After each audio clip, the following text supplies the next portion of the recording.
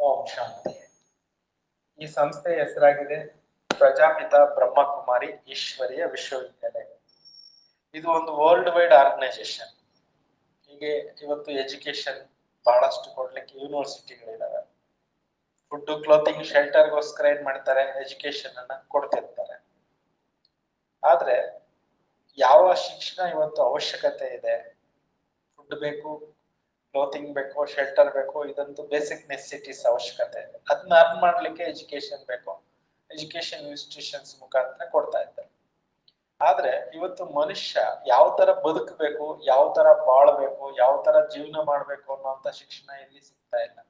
ಮೊದ್ಲಿರ್ತಿತ್ತು ಗುರುಕುಲಗಳಲ್ಲಿ, ಆ ಪದ್ಧತಿ ಇರ್ತಿತ್ತು. ಆದ್ರೆ ಇವಾಗ ಗುರುಕುಲ ಪದ್ಧತಿ ಹೊರಟೋಗ್ಬಿಟ್ಟು ಮೆಕಾಲೆ ಎಜುಕೇಶನ್ ಸಿಸ್ಟಮ್ ಬಂದ್ಬಿಟ್ಟಿದೆಯಲ್ಲ. ಬರೀ ಒಂದು ಏನ್ ಮಾಡ್ತಿದ್ದಾರೆ, ಕಮರ್ಷಿಯಲ್ ಮಾಡ್ಬಿಟ್ಟಿದ್ದಾರೆ ಎಜುಕೇಶನ್. ಮೊದ್ಲು ಗುರುಗಳು ಕೂತ್ಕೊಂಡು ಶಿಷ್ಯರಿಗೆ ಪಾಠ ಹೇಳ್ತಕ್ಕಂತ ಕಾಲ ಇರ್ತಿತ್ತು. ಅವಾಗ ಗುರುಗಳು ಹೇಳಿದ್ದನ್ನ ವಿನಯದಿಂದ, ಭಕ್ತಿಯಿಂದ ಜನ ಕೇಳಿಸ್ಕೊಂಡು ಲೌಕಿಕ ಶಿಕ್ಷಣ, ಅಲೌಕಿಕ ಎರಡೂ ಇರ್ತಿತ್ತು. ಭಕ್ತಿ ಮಾರ್ಗದ ಶಿಕ್ಷಣನೂ ಇರ್ತಿತ್ತು, ಲೌಕಿಕ ಶಿಕ್ಷಣನೂ ಇರ್ತಿತ್ತು. ಇವತ್ತು ಆ ಸಿಸ್ಟಮ್ನೇ ಇಲ್ವಲ್ಲ. ವ್ಯಾಲ್ಯೂಸ್ ಬಗ್ಗೆ ಮಾತಾಡೋದೇ ಇಲ್ವಲ್ಲ. ಎಂಟೈರ್ ನೀವು ಎಲ್ಲಾ ಪುಸ್ತಕ ತೆಗೆದು ನೋಡ್ರಿ, ನಾನು ಯಾರು ಅನ್ನುವಂತ ವಿಚಾರ ಗೊತ್ತೇ ಇಲ್ವಲ್ಲ. ಹಾಗಾಗಿ ಈ ಸಂಸ್ಥೆ Prajapita Brahmakumari Ishwara Vishwavidyalaya self realisation, god realisation, meditation, values ಯಾವ ತರ ನಮ್ಮ ಭಾರತ ಇತ್ತು ಮೊದಲು, ಈಗ ಏನಾಗಿದೆ, ಮತ್ತೆ ಯಾವ ತರ ಆಗುತ್ತೆ ಅನ್ನುವಂತ ಎಲ್ಲ ವಿಚಾರಗಳನ್ನ ಈ ಸಂಸ್ಥೆಯನ್ನ ತೆರೆದು ಮಾಡ್ಲಾಗ್ತಾ ಇದೆ. ಈ ಸಂಸ್ಥೆಯ ಬಗ್ಗೆ ನಿಮ್ಗೆ ಇದರ ಫೌಂಡೇಶನ್ ಬಗ್ಗೆ ಹೇಳ್ಬೇಕಾಗುತ್ತೆ. ಈ ಸಂಸ್ಥೆಯನ್ನ ಇವ್ರ ಮೂಲಕ ಸ್ಥಾಪನೆ ಮಾಡಲಾಯ್ತು. ಇವ್ರ ಹೆಸರು ದಾದಾ ಲೇಖರಾಜ್.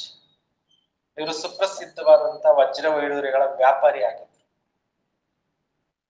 ಇವರು ಮೊದಲು ರಿನೋನ್ ಡೈಮಂಡ್ ಮಾರ್ಚೆಂಟ್ ಆಗಿದ್ರು. ಬಿಸ್ನೆಸ್ ಮಾಡ್ತಾ ಇದ್ರು ಕೂಡ ಭಕ್ತಿ ಇರ್ತಿತ್ತು ಅವ್ರಿಗೆ. ಭಗವದ್ಗೀತೆ ಡೈಲಿ ಓದ್ತಾ ಇದ್ರು, ದಾನ ಧರ್ಮಗಳನ್ನ ಮಾಡ್ತಾ ಇದ್ರು, ಯಾತ್ರೆಗಳನ್ನ ಕೈಗೊಳ್ತಾ ಇದ್ರು. ಅಮರನಾಥ್ ಯಾತ್ರೆಗೆ ಹೋದ್ರೆ ಎಷ್ಟೇ ಚಳಿ ಇದ್ರು ಕೂಡ ಅಲ್ಲಿಗೆ ಹೋಗಿ ದರ್ಶನ ಮಾಡ್ಕೊಂಡು ಬರ್ಲೇಬೇಕು. ಹಾಗೆ ಬರ್ತಾ ಇರ್ಲಿಲ್ಲ, ಎಷ್ಟೇ ಕಷ್ಟ ಆದ್ರೂ ಕೂಡ. ಕಷ್ಟವಾದಂತ ಯಾತ್ರೆ ಅಂತ ಹೇಳ್ಕೊಂತೀವಿ. ಆಮೇಲೆ ಗುರುಗಳು ಸೇವೆ ಅಂದ್ರೆ ಅವ್ರಿಗೆ ಬಹಳ ಇಷ್ಟ. ಆಮೇಲೆ ಅವರು ಗುರುಗಳ ಸೇವೆಯಲ್ಲಿ ಯಾವಾಗ್ಲೂ ಕೂಡ ಹಾಜರಾಗಿರ್ತಾ ಇದ್ರು. ತುಂಬಾ ದಾನ ಧರ್ಮ ಮಾಡ್ತಾ ಇದ್ರು. ಬಡಬಗ್ಗನ್ ಕಂಡ್ರೆ ಅವ್ರಿಗೆ ತುಂಬಾ ದಯೆ ಇರ್ತಿತ್ತು. ಹಾಗಾಗಿ ಲೌಕಿಕದಲ್ಲಿ ಮೊದಲು ಚಿಕ್ಕ ವಯಸ್ಸಲ್ಲಿದ್ದಾಗ ರೇಷನ್ ಬಿಸ್ನೆಸ್, ಅದರಲ್ಲಿ ಲಾಸ್ ಆಗ್ತಾರೆ. ಆಮೇಲೆ ಅವ್ರಿಗೆ ಭಗವಂತನ ಕೃಪೆಯಿಂದ ಡೈಮಂಡ್ ಬಿಸ್ನೆಸ್ ಮಾಡುವಂತ ಒಂದು ಯೋಗ ಬರುತ್ತೆ. ಅದರಲ್ಲಿ ಚೆನ್ನಾಗಿ ಆಗ್ಬಿಡುತ್ತೆ. ಪರಿವಾರ ಇರುತ್ತೆ, ಫ್ಯಾಮಿಲಿ ಇರುತ್ತೆ, 12 ಜನ ಗುರುಗಳು ಇರ್ತಾರೆ. ಅವ್ರ ಹತ್ರ ಆಗಾಗ ಹೋಗ್ತಿರ್ತಾರೆ. ಭಗವದ್ಗೀತೆ ಯಾವಾಗ್ಲೂ ಜೋಬಲ್ಲಿ ಇಟ್ಕೊಂಡಿರ್ತಾರೆ, ಓದ್ತಾ ಇರ್ತಾರೆ. ಅದರಿಂದ ಹೊಸ ಹೊಸ ಪ್ರೇರಣೆಗಳನ್ನು ತೆಗೆದುಕೊಂಡು ಶ್ರೀಕೃಷ್ಣನ ಡಿವೋಟಿ ಆಗಿ ಭಕ್ತಿ ಮಾಡ್ತಾ ಅವ್ರಿಗೆ 60 ವರ್ಷ ದಾಟಿದಾಗ ಭಕ್ತಿನಲ್ಲಿ ಚೆನ್ನಾಗಿ ಆಗಿರ್ತಾರೆ. ಲೌಕಿಕದಲ್ಲಿ ಕೂಡ ಚೆನ್ನಾಗಿ ಅರ್ನು ಮಾಡಿರ್ತಾರೆ. 60 ವರ್ಷ ವಯಸ್ಸಲ್ಲಿ ಅವ್ರಿಗೆ ಕೆಲವು ಪರಿವರ್ತನೆಗಳಾಯ್ತು. Some changes in life. ಕೆಲವು ವಿಷನ್ಸ್ ಕಾಣಿಸ್ಕೊಂತು. ಯಾರು ಭಕ್ತಿ ಮಾಡ್ತಾರೆ, ಭಕ್ತಿನಲ್ಲಿ ನವದಾ ಭಕ್ತಿ ಅಂತ ಇದೆ, ಹೈಯೆಸ್ಟ್ ಭಕ್ತಿ, ಟಾಪ್ ಮೋಸ್ಟ್ ಭಕ್ತಿ. ಅರ್ಚನೆ, ಆರಾಧನೆ, ವಂದನೆ, ಕೀರ್ತನೆ, ಭಜನೆ, ಈ ತರ 9 ಪ್ರಕಾರದ ಭಕ್ತಿ ಇದಾವೆ. ನಾಮ ಸೇವನೆ, ಹೀಗೆ 9 ಪ್ರಕಾರದ ಭಕ್ತಿ ಇದೆ. ಅದರಲ್ಲಿ ಇವರು ಕೂಡ ಮಾಡಿರ್ತಾರೆ. ಯಾರು ನವದಾ ಭಕ್ತಿಯನ್ನ ಶ್ರದ್ಧೆಯಿಂದ, ಇಚ್ಛೆಯಿಂದ, ಪ್ರೀತಿಯಿಂದ ಮಾಡ್ತಾರೆ, ಅವರಿಗೆ ಭಗವಂತ ಏನ್ ಬೇಕಾದ್ರೂ ತೋರಿಸ್ಬಲ್ಲ. ಅವ್ರ ಮನಸ್ಸಿನಲ್ಲಿ ಆಸೆಗಳನ್ನ ಏನ್ ಇಟ್ಕೊಂಡಿರ್ತಾರೆ, ಮನೋಕಾಮನೆಗಳು ಅಂತ ಏನ್ ಹೇಳ್ತಾರೆ, ಅದನ್ನ ತೋರಿಸ್ಬೋದು. ಆ ಭಕ್ತಿನಲ್ಲಿ ಇವರು ಕೂಡ ಅಗ್ರಗಣ್ಯರು. ಆ ತರ ಭಕ್ತಿನಲ್ಲಿ, ಆ ಭಕ್ತಿಯಲ್ಲಿ ಅವ್ರಿಗೆ ಭಗವಂತನ ಸಾಕ್ಷಾತ್ಕಾರ ಆಗುತ್ತೆ. ಪರಮಾತ್ಮನ ಜ್ಯೋತಿಯ ಸ್ವರೂಪದ ಸಾಕ್ಷಾತ್ಕಾರ ಆಗುತ್ತೆ. ಯಾರನ್ನ ಇವತ್ತು ಇಡೀ ಜಗತ್ತಿನಲ್ಲಿ ಬೇರೆ ಬೇರೆ ಹೆಸರುಗಳಿಂದ ಕರೀತಾ ಇದ್ದಾರೆ, ವಿಭಿನ್ನ ಧರ್ಮಗಳಲ್ಲಿ ಈಶ್ವರನನ್ನ ವಿಭಿನ್ನ ಧರ್ಮಗಳಲ್ಲಿ ವಿಭಿನ್ನ ಹೆಸರುಗಳಿಂದ ಕರೀತಾ ಇದ್ದಾರೆ. ಹಿಂದೂಗಳು ಈಶ್ವರ ಅಂತ ಕರಿತೀವಿ, ಮುಸಲ್ಮಾನರು ಅಲ್ಲಾಹ್ ಖುದಾ ನೂರ್ ಹೈ ಅಂತಾರೆ, ಕ್ರಿಶ್ಚಿಯನ್ಸ್ ಗಾಡ್ ಇಸ್ ಲೈಟ್ ಯೆಹೋವಾ ಅಂತಾರೆ, ಜೈನ್ಸ್ ಅರ್ಹಂತ್ ಅಂತಾರೆ, ಬುದ್ಧಿಸ್ಟ್ ದಿವ್ಯ ಜ್ಯೋತಿ ಅಂತಾರೆ, ಸಿಖ್ರು ಓಂಕಾರ ನಿರಾಕಾರ ಅಂತಾರೆ. ಪ್ರತಿಯೊಂದು ಧರ್ಮದಲ್ಲಿ ಭಿನ್ನ ಭಿನ್ನ ಹೆಸರುಗಳಿದ್ದಾವೆ. ಹೇಗೆ ವೆರೈಟಿ ಪದಾರ್ಥಗಳು ಇವತ್ತು ಮಾರ್ಕೆಟ್ ಅಲ್ಲಿ ಅವೈಲಬಲ್ ಇದೆ. ಉದಾಹರಣೆಗೆ ಅಕ್ಕಿನ ರೈಸ್ ಅಂತೀವಿ, ಚಾವಲ್ ಅಂತೀವಿ, ಭೀಮು ಅಂತೀವಿ ತೆಲುಗುನಲ್ಲಿ. ಇಂಗ್ಲಿಷ್ ನಲ್ಲಿ ರೈಸ್ ಅಂತಾರೆ, ಹಿಂದಿನಲ್ಲಿ ಚಾವಲ್ ಅಂತಾರೆ. ಭಾಷೆಗಳು ಬೇರೆ ಆದ್ರೂ ವಸ್ತು ಒಂದೇ ಅಲ್ವಾ? ಹಂಗೆ ಧರ್ಮಗಳು ಬೇರೆ ಆದ್ರೂ ದೇವರು ಒಬ್ಬನೇ. ಆ ಒಬ್ಬನೇ ಆಗಿರ್ತಕ್ಕಂಥ ಪರಮಾತ್ಮ ಜ್ಯೋತಿ ರೂಪದಲ್ಲಿ ಇವ್ರಿಗೆ ಕಾಣಿಸ್ಕೊಂಡು ಮುಂದೆ ಭವಿಷ್ಯ ಏನೇನಾಗುತ್ತೆ ಅದನ್ನೂ ದೃಶ್ಯಗಳನ್ನ ತೋರಿಸ್ತಾರೆ. ಭಯಂಕರವಾಗಿರ್ತಕ್ಕಂಥ ಅಣು ಯುದ್ಧಗಳನ್ನ ಮಾಡೋದು ದೇಶ ವಿದೇಶಗಳಲ್ಲಿ. ಬಹಳಷ್ಟು ಕೋಟಿ ಕೋಟಿ ಜನ ಈ ಒಂದು ದೇಹ ತ್ಯಾಗ ಮಾಡಿ ಮೇಲ್ಗಡೆ ಹೋಗ್ತಾ ಇರೋದು, ಆಮೇಲೆ ಈ ಕಲಿಯುಗ ಮುಗಿತಾ ಇರೋದು, ಪ್ರಕೃತಿ ವಿಕೋಪಗಳಾಗ್ತಾ ಇರೋದು, ಜಲಪ್ರಳಯಗಳಾಗ್ತಾ ಇರೋದು, ಸುನಾಮಿಗಳು ಬರೋದು, ಅಲ್ಚೆಲ್ಲಾಗೋದು, ಜಾತಿಗಳ ಯುದ್ಧಗಳಾಗೋದು, ಎಲ್ಲಿ ನೋಡಿದ್ರು ರಕ್ತಪಾತಗಳಾಗೋದು, ಇದೆಲ್ಲ ನೋಡ್ತಾರೆ. ನೋಡಿದಾಗ ಅವ್ರ ಮನಸ್ಸು ಕರ್ಗೋಗ್ಬಿಡುತ್ತೆ. ಯಾಕೆ ಹಿಂಗ್ ಆಗ್ತಾ ಇದೆ ದೇವ್ರೆ, ಇದನ್ನ ಸಾಕ್ ಮಾಡು, ಈ ಹಿಂಸೆ ನೋಡ್ಲಿಕ್ಕೆ ಆಗ್ತಾ ಇಲ್ಲ, ಈ ಯುದ್ಧಗಳು ನೋಡಕ್ ಆಗ್ತಾ ಇಲ್ಲ ನನ್ನ ಕೈಲಿ ಅಂತ ಭಗವಂತನನ್ನ ಅವ್ರು ಪ್ರೇ ಮಾಡ್ತಾರೆ. ಆವಾಗ ಅವ್ರಿಗೆ ಬಹಳ ಸುಂದರವಾದಂತ ಒಂದು ಪ್ರಪಂಚ ಕಾಣಿಸುತ್ತೆ. ಯಾವುದನ್ನ ಹೆವೆನ್ ಅಂತ ಕರಿತೀವಿ, ಯಾವುದನ್ನ ಸ್ವರ್ಗ ಅಂತ ಕರಿತೀವಿ, ಯಾವುದನ್ನ ಪ್ಯಾರಡೈಸ್ ಅಂತ ಕರೀತಾರೆ, ಯಾವುದನ್ನ ಗೋಲ್ಡನ್ ಏಜ್ ಅಂತ ಕರೀತಾರೆ, ಯಾವುದನ್ನ ಜನ್ನತ್ ಬಹಿಷ್ಠ ಪ್ಯಾರಡೈಸ್ ಅಂತ ಕರೀತಾರೆ, ಅದು ಅವ್ರಿಗೆ ಕಾಣಿಸುತ್ತೆ. ಅಂದ್ರೆ ಗೋಲ್ಡನ್ ಏಜ್ ಕಾಣಿಸುತ್ತೆ. ಮೇಲ್ಗಡೆಯಿಂದ ಕೆಲವು ಸ್ಟಾರ್ಸ್ ಬರ್ತಾ ಇರೋದು, ಕೆಲವು ಹೋಗಿ ದೇವಿ, ಕೆಲವೊಂದು ಹೋಗಿ ದೇವತೆ ಆಗ್ತಾ ಇರೋದು, ರಾಜಕುಮಾರ ರಾಜಕುಮಾರಿಯಾಗಿ ಹುಟ್ಟತಾ ಇರೋದು, ದೇವತೆಗಳ ಆಗಮನ ಆಗೋದು, ಸ್ವರ್ಗ ಪ್ಯಾರಡೈಸ್ ಸ್ಟಾರ್ಟ್ ಆಗೋದು ಇವ್ರಿಗೆ ಕಾಣಿಸುತ್ತೆ. ಆಗ ಆ ಒಂದು ಭಗವಂತನ ಒಂದು ದಿವ್ಯ ವಾಣಿಗಳು ಬರುತ್ತೆ, ನೀನು ಈ ಕಲಿಯುಗ ಅಂತ್ಯ ಕಾಲಕ್ಕೆ ಬಂದ್ಬಿಟ್ಟಿದೆ, ಸ್ವರ್ಗ ಸ್ಥಾಪನೆ ಮಾಡಕ್ಕೆ ನಿಮಿತ್ತ ಆಗ್ಬೇಕು, ನಿನ್ನ ಸಂಪೂರ್ಣ ಸ್ವರೂಪನೇ ಮಹಾವಿಷ್ಣು ತತತ್ವಂ ಅನ್ನುವಂತ ವರದಾನ ಸಿಗುತ್ತೆ ಭಗವಂತನ ಕಡೆ. ಆಗ ಕೆಲವು ವಾಣಿಗಳು ಬರ್ತವೆ. ಪ್ರಕಾಶ ಸ್ವರೂಪಂ ಶಿವೋಹಂ ಶಿವೋಹಂ, ನಿಜಾನಂದ ಸ್ವರೂಪಂ ಶಿವೋಹಂ ಶಿವೋಹಂ, ಜ್ಞಾನಾನಂದ ಸ್ವರೂಪಂ ಶಿವೋಹಂ ಶಿವೋಹಂ ಅಂತಕ್ಕಂಥ 3 ಮಹಾವಾಕ್ಯಗಳು ದೇವರ ಕಡೆಯಿಂದ ಬಂದಿರುವಂತ ವಾಕ್ಯಗಳು. ಅಂದ್ರೆ ಪ್ರಕಾಶ ಸ್ವರೂಪದಲ್ಲಿ ನಾನಿದ್ದೇನೆ, ನಾನೇ ಶಿವನು ಈ ಸೃಷ್ಟಿಗೆ ಬಂದಿದ್ದೇನೆ, ಜ್ಞಾನದಲ್ಲಿ ಆನಂದಮಯವಾಗಿರ್ತಕ್ಕಂಥ ಸ್ವರೂಪನು ನಾನು ಈ ಪ್ರಪಂಚಕ್ಕೆ ಬಂದಿದ್ದೇನೆ, ನಿಜಾನಂದ ಸ್ವರೂಪನು ನಾನು ಬಂದಿದ್ದೇನೆ ಅನ್ನುವಂತ ವಾಕ್ಯಗಳು ಫಸ್ಟ್ ಮೊಳಗುತ್ತೆ. ಅವರಿದ್ದಂತ ರೂಮ್ ಕಂಪ್ಲೀಟ್ ಲೈಟೇ ಲೈಟ್ ಆಗಿ ಒರೆಸ್ಕೊಂಡ್ಬಿಡುತ್ತೆ. ಅವರು ಕಣ್ಣುಗಳಿಂದ ಒಂದು ಲೈಟ್ ಬರೋದಕ್ಕೆ ಸ್ಟಾರ್ಟ್ ಆಗುತ್ತೆ. ಅದನ್ನ ಅವರು ಸೊಸೆ ನೋಡ್ತಾರೆ. ಈ ದೃಶ್ಯ ಈ ದೃಶ್ಯ ನಡೆಯಕ್ ಮುಂಚೆ ಅವರು ಒಂದು ಸತ್ಸಂಗದಲ್ಲಿ ಕೂತಿರ್ತಾರೆ. ಒಬ್ರು ಗುರುಗಳು ಅವರಿಗೆ ಪ್ರವಚನ ಕೊಡ್ತಾ ಇರ್ತಾರೆ. ಅದ್ರಲ್ಲಿ ಎದ್ದೋಗ್ಬೇಕು ಅಂತಕ್ಕಂಥ ಪ್ರೇರಣೆ ಆಗುತ್ತೆ. ಹೋಗ್ತಾರೆ, ಕೂತ್ಕೊಂತಾರೆ, ಇದೆಲ್ಲ ನೋಡ್ತಾರೆ. ಅವ್ರಿಗೆ ವೈರಾಗ್ಯ ವೃತ್ತಿ ಬಂದ್ಬಿಡುತ್ತೆ. ಯಾಕೆಂದ್ರೆ ಆಲ್ರೆಡಿ ಅವ್ರಿಗೆ ತೋರ್ಸ್ಬಿಟ್ರಲ್ಲ, ಹೋಗ್ತಾ ಇದೆ ಕಲಿಯುಗ, ನೆಕ್ಸ್ಟ್ ಹೊಸ ಪ್ರಪಂಚ ಬರ್ತಾ ಇದೆ, ನೀನ್ ಈ ತರ ಪ್ರಪಂಚ ಕಟ್ಟಬೇಕು ಅಂತ ಭಗವದ್ಗೀತೆಯಲ್ಲಿ ಆಲ್ರೆಡಿ ಓದಿದ್ದಾರೆ ಅವರು. ಭಗವದ್ಗೀತೆಯಲ್ಲಿ ಒಂದು ಶ್ಲೋಕ ಇದೆ, ಯದಾ ಯದಾ ಹಿ ಧರ್ಮಸ್ಯ ಗ್ಲಾನಿರ್ಭವತಿ ಭಾರತ ಅಭ್ಯುತ್ಥಾನಮ ಧರ್ಮಸ್ಯ ತದಾತ್ಮನಾಂ ಸೃಜಾಮಿ ಪರಿತ್ರಾಣಾಯ ಸಾಧೂನಾಂ ವಿನಾಶಾಯ ಚ ದುಷ್ಕೃತಾಂ ಧರ್ಮ ಸಂಸ್ಥಾಪನಾರ್ಥಾಯ ಸಂಭವಾಮಿ ಸಂಗಮ ಯುಗೆ. ಗೀತೆಯಲ್ಲಿ ಕೇಳ್ತೇನೆ. ಇದರಂತ ಏನು, ಯಾವಾಗ ಈ ಪ್ರಪಂಚದಲ್ಲಿ ಧರ್ಮ ನಶಿಸುತ್ತೆ, ಅಧರ್ಮ ತಾಂಡವಾಡುತ್ತೆ, ಪಾಪದ ವೃದ್ಧಿ ಆಗುತ್ತೆ, ಆಗ ನಾನ್ ಬರ್ತೇನೆ ಅಂತ ಭಗವದ್ಗೀತೆಯಲ್ಲಿ ಭಗವಂತನೇ ವಚನ ಕೊಟ್ಟಿದ್ದಾರೆ. ಅಂದ್ಮೇಲೆ ನಾವು ನೋಡ್ತಾ ಇದೀವಲ್ಲ, ಇಲ್ಲಿ ನೋಡಿದ್ರು ಹಿಂಸೆ, ಭಯೋತ್ಪಾದನೆ, ದುಃಖ, ಅಶಾಂತಿ, ರೋಗ ಮಿತ್ಮೀರ್ತಾ ಇದೆ. ಧರ್ಮ ಎಲ್ಲಿ ಕಾಪಾಡ್ತಾ ಇದ್ದಾರೆ ಜನ? ಎಷ್ಟೊಂದು ಪಾಪಾಚಾರ, ಭ್ರಷ್ಟಾಚಾರ, ಅತ್ಯಾಚಾರ, ಅನಾಚಾರ ತುಂಬಿ ತುಳುಕ್ತಾ ಇದೆಯಲ್ಲ, ಇದೇ ಕಲಿಯುಗದ ಅಧರ್ಮದ ಸಮಯ. ಇದೇ ಭಗವಂತ ತಾನು ಅವತರಣೆ ಆಗ್ತೀನಿ ಅಂತ ಹೇಳಿರ್ತಕ್ಕಂಥ ಒಂದು ಸಂದೇಶ. ಅದರ ಅನುಸಾರವಾಗಿ ಭಗವಂತ ಬಂದಿದ್ದಾರೆ ಅಂತ ನಿಶ್ಚಯ ಆಗುತ್ತೆ ಅವರು. ಆ ನಿಶ್ಚಯದ ಮೇಲೆ ಒಂದು ಪತ್ರ ಬರೀತಾರೆ ಮನೆಗೆ. ಅಂದ್ರೆ ನನಗೆ ದೇವರು ಸಿಕ್ಕಿದ್ದಾರೆ, ಈ ಪ್ರಪಂಚ ನಿಸ್ಸಾರ ಅನಿಸ್ತಾ ಇದೆ, ನಾನೀಗ ಸಂಪೂರ್ಣವಾಗಿ ಆಧ್ಯಾತ್ಮಿಕತೆಯಲ್ಲಿ ತೊಡಗಿಸ್ಕೊಂತೀನಿ. ಮನೆಯವರಿಗೆ ಪತ್ರ ಹಾಕ್ತಿರ್ತಾರೆ. ಆಗ ಅವ್ರ ಹತ್ರ ಮುತ್ತು ರತ್ನಗಳಿರುತ್ತಲ್ಲ, ಬಿಸ್ನೆಸ್ ಮಾಡ್ಬೇಕಾದ್ರೆ ಅವೆಲ್ಲ ಕಲ್ ತರ ಕಾಣಿಸ್ತದೆ, ದುಡ್ಡಿತ್ತಲ್ಲ ಪೇಪರ್ ತರ ಕಾಣಿಸ್ತದೆ. ಅಷ್ಟು ವೈರಾಗ್ಯ ಅವರಲ್ಲಿ ಶುರುವಾಗುತ್ತೆ. ಬಿಸ್ನೆಸ್ ಪಾರ್ಟ್ನರ್ ಇದ್ದಾರೆ, ಬಿಸ್ನೆಸ್ ಬೇಕಾದಷ್ಟು ಮಾಡಿದ್ದಾರೆ, ಕೋಟ್ಯಾಂತರ ರೂಪಾಯಿ ಬಿಸ್ನೆಸ್. ವಜ್ರಗಳೆಲ್ಲ ಇವರು ತಗೊಂಡು ಕ್ಯಾಶ್ ಎಲ್ಲ ಅವ್ರಿಗೆ ಬಿಟ್ಕೊಳ್ತಾರೆ, ಅಂಗಡಿನೂ ಅವ್ರಿಗೆ ಬಿಟ್ಕೊಳ್ತಾರೆ. ಇದೆಲ್ಲ ತಗೊಂಡು ಕಲ್ಕಟ್ಟ ಇಂದ ವಾಪಸ್ ಹಿಂದ್ ಹೈದ್ರಾಬಾದ್ ಅಲ್ಲಿ ಇದ್ದಿದ್ದು ಈಗ ಪಾಕಿಸ್ತಾನಕ್ಕೆ ಸೇರ್ಬಿಟ್ಟಿದೆ. ಒಂದು ಅಖಂಡ ಭಾರತ ಇದೆ, ಅಲ್ಲಿ ಇವ್ರದ್ದು ಮನೆ ಇತ್ತು. ಸಿದ್ದಾಡ್ರಾಬಾದ್ ದೊಡ್ಡ ಬಂಗ್ಲಾ ಎಲ್ಲ ಇತ್ತು. ಅಲ್ಲಿಗೆ ವಾಪಸ್ ಹೋಗ್ಬಿಟ್ಟು ಅಲ್ಲಿ ಬರೀ ತಪಸ್ಸು, ಧ್ಯಾನ, ಮೆಡಿಟೇಷನ್ ಇದರಲ್ಲಿ ಕಂಪ್ಲೀಟ್ ಅವರು ತೊಡಸ್ಕೊಂಡು 14 ವರ್ಷಗಳು ಸತತವಾದಂತ ತಪಸ್ಸು ಮಾಡಿದ್ದಾರೆ. ಎಲ್ಲ ಫೆಸಿಲಿಟೀಸ್ ಇತ್ತು, ಊಟ ತಿಂಡಿಗೆ ಏನು ಕೊರತೆ ಇರಲಿಲ್ಲ, ಬೇಕಾದಷ್ಟು ಹಣ ಇತ್ತು, ಎಲ್ಲ ವೆಲ್ ಟು ಡೂ ಫ್ಯಾಮಿಲಿ, ಮನೇಲಿ ಎಲ್ಲ ಮಕ್ಕಳು ಸೊಸೆ ಎಲ್ಲ ಇದ್ದಾರೆ. ಎಲ್ರಿಗೂ ಕೂಡ ಇದನ್ನೇ ಆಧ್ಯಾತ್ಮಿಕತೆಯನ್ನ ತುಂಬುತ್ತಾರೆ. ಇದನ್ನ ಅವರು ಮನೆಯಿಂದನೇ ಪ್ರಾರಂಭ ಮಾಡ್ತಾರೆ. ಇಂಗ್ಲಿಷ್ ನಲ್ಲಿ ಹೇಳ್ತೀವಲ್ಲ, ಚಾರಿಟಿ ಬಿಗಿನ್ಸ್ ಅಟ್ ಹೋಮ್. ದಾನ ಎಲ್ಲಿಂದ ಪ್ರಾರಂಭ ಆಗ್ಬೇಕು? ಮನೆಯಿಂದ. ಇವಾಗ ಮನೆಗೆ ಯಾರನ್ನ ಬಂದ್ರೆ ದಾನ ಧರ್ಮ ಮಾಡ್ತಾರೆ ಜನ. ಸೊ ಆ ದಾನನ್ನ ಅವ್ರ ಮನೆಯಿಂದನೇ ಪ್ರಾರಂಭ ಮಾಡ್ತಾರೆ.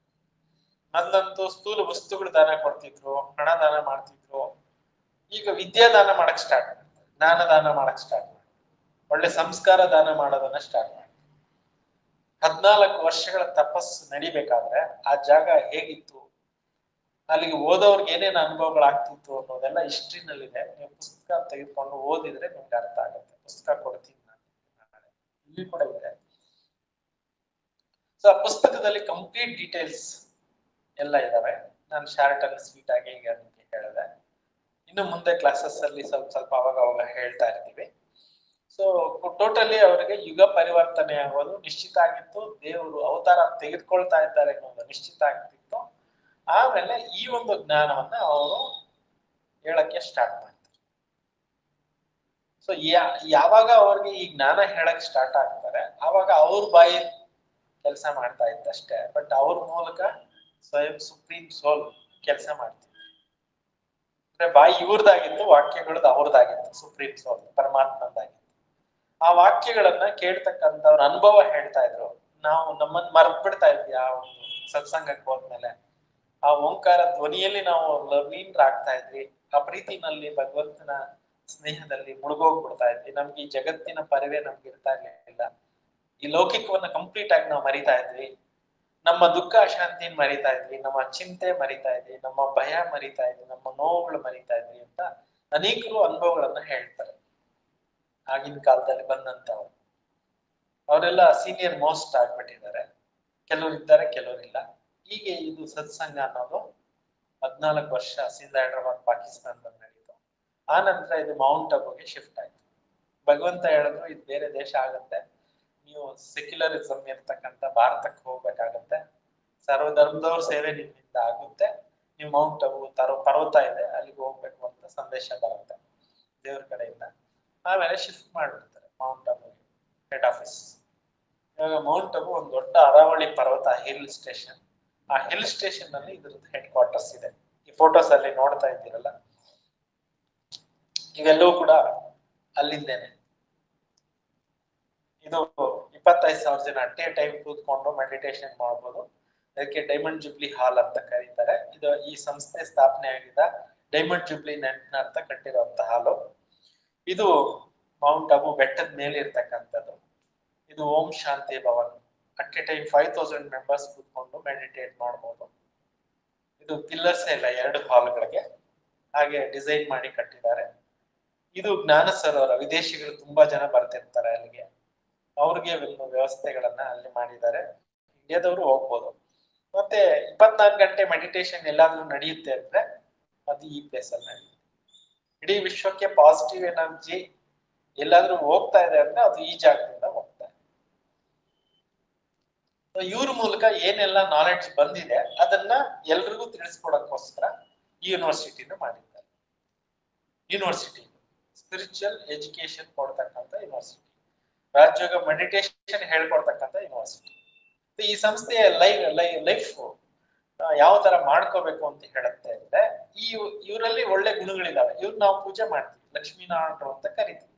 ಮನೆ ಗೃಹ ಪ್ರವೇಶ ಮಾಡ್ಬೇಕಾದ್ರೆ ಇವ್ರಿಗೆ ಪೂಜೆ ತಾನೇ ಮಾಡಿ ನಾವು ಗೃಹ ಪ್ರವೇಶ ಮಾಡ್ತೀವಿ.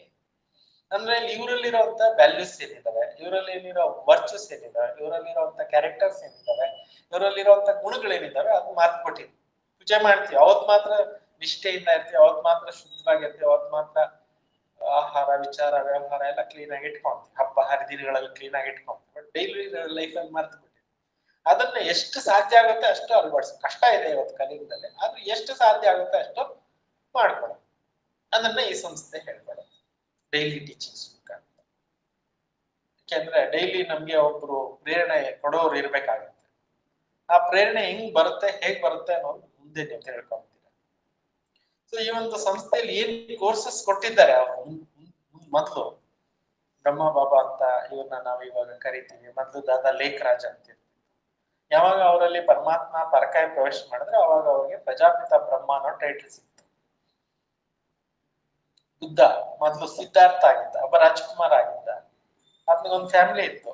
ಆತನ ಯಾವಾಗ ಸರ್ವಸಂಗ ಪರಿತ್ಯಾಗಿ ಆದ ಅವಾಗಿಂದ ಆತನಿಗೆ ಗೌತಮ ಬುದ್ಧ ಅಂತ ಟೈಟಲ್ ಬಂತಲ್ವಾ. ಹಾಗೆ ಇವ್ರಿಗೆ ಪ್ರಜಾಪಿತ ಬ್ರಹ್ಮ ಅನ್ನುವಂತ ಟೈಟಲ್ ಬಂದಿದ್ದು ಸರ್ವಸ್ವ ತ್ಯಾಗ ಮಾಡಿದ್ಮೇಲೆ ತಪಸ್ ಮಾಡಿ ದೇವರೇ ಅವ್ರಿಗೆ ಆ ಹೆಸರನ್ನ ಕೊಟ್ಟಿದ್ದಾರೆ. ಸೊ ಅವ್ರ ಮೂಲಕ ಬಂದಿರೋಂತ ಒಂದು ಶಿಕ್ಷಣ ಏನಿದೆ, ಕೋರ್ಸ್ ಏನಿದೆ, ಅದನ್ನ ನಿಮ್ಗೆ ಇಲ್ಲಿ ಡಿಸ್ಪ್ಲೇ ಮಾಡ್ತೀವಿ. ನೀವು ಆನ್ಲೈನ್ ನಲ್ಲಿರೋರು ಕೂಡ ಡಿಸ್ಪ್ಲೇ ಮೂಲಕ ನೀವು ಮಾಡ್ಬೋದು, ಕೇಳ್ಕೋಬಹುದು. ಸ್ಕ್ರೀನ್ ಮೇಲೆ ಬರ್ತಾ ಇರುತ್ತೆ, ನೀವೆಲ್ಲ ಅಲ್ಲಿ ನೋಡ್ಕೊಂಡು ಈ ಕೋರ್ಸ್ ಅನ್ನ ಕೇಳಬೇಕಾಗಿ ವಿನಂತಿ. ಸ್ಕ್ರೀನ್ ಮೇಲೆ ಬರ್ತಾ ಇದೆಯಲ್ವಾ? ಯಾರಾದ್ರೂ ರಿಪ್ಲೈ ಮಾಡಿ.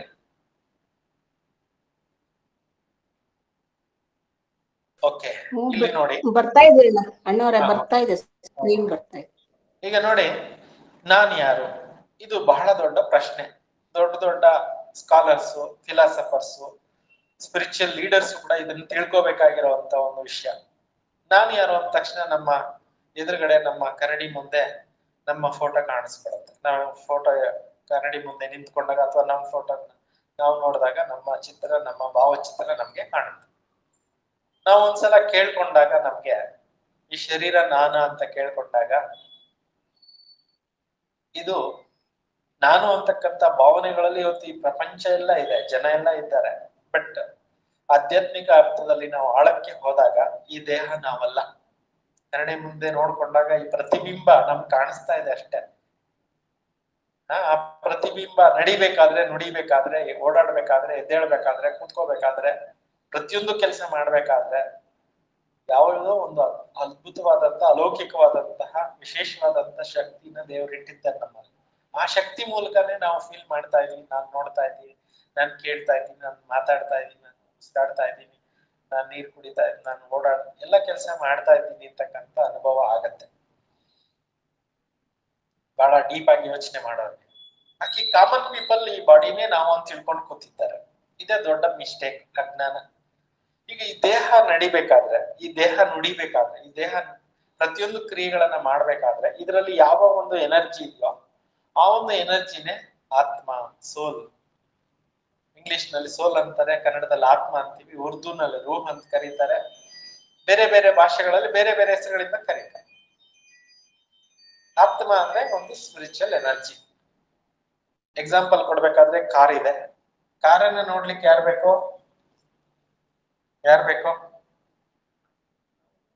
ಕಾರನ್ನ ನೋಡ್ಲಿಕ್ಕೆ ನಾವು ಬೇಕು.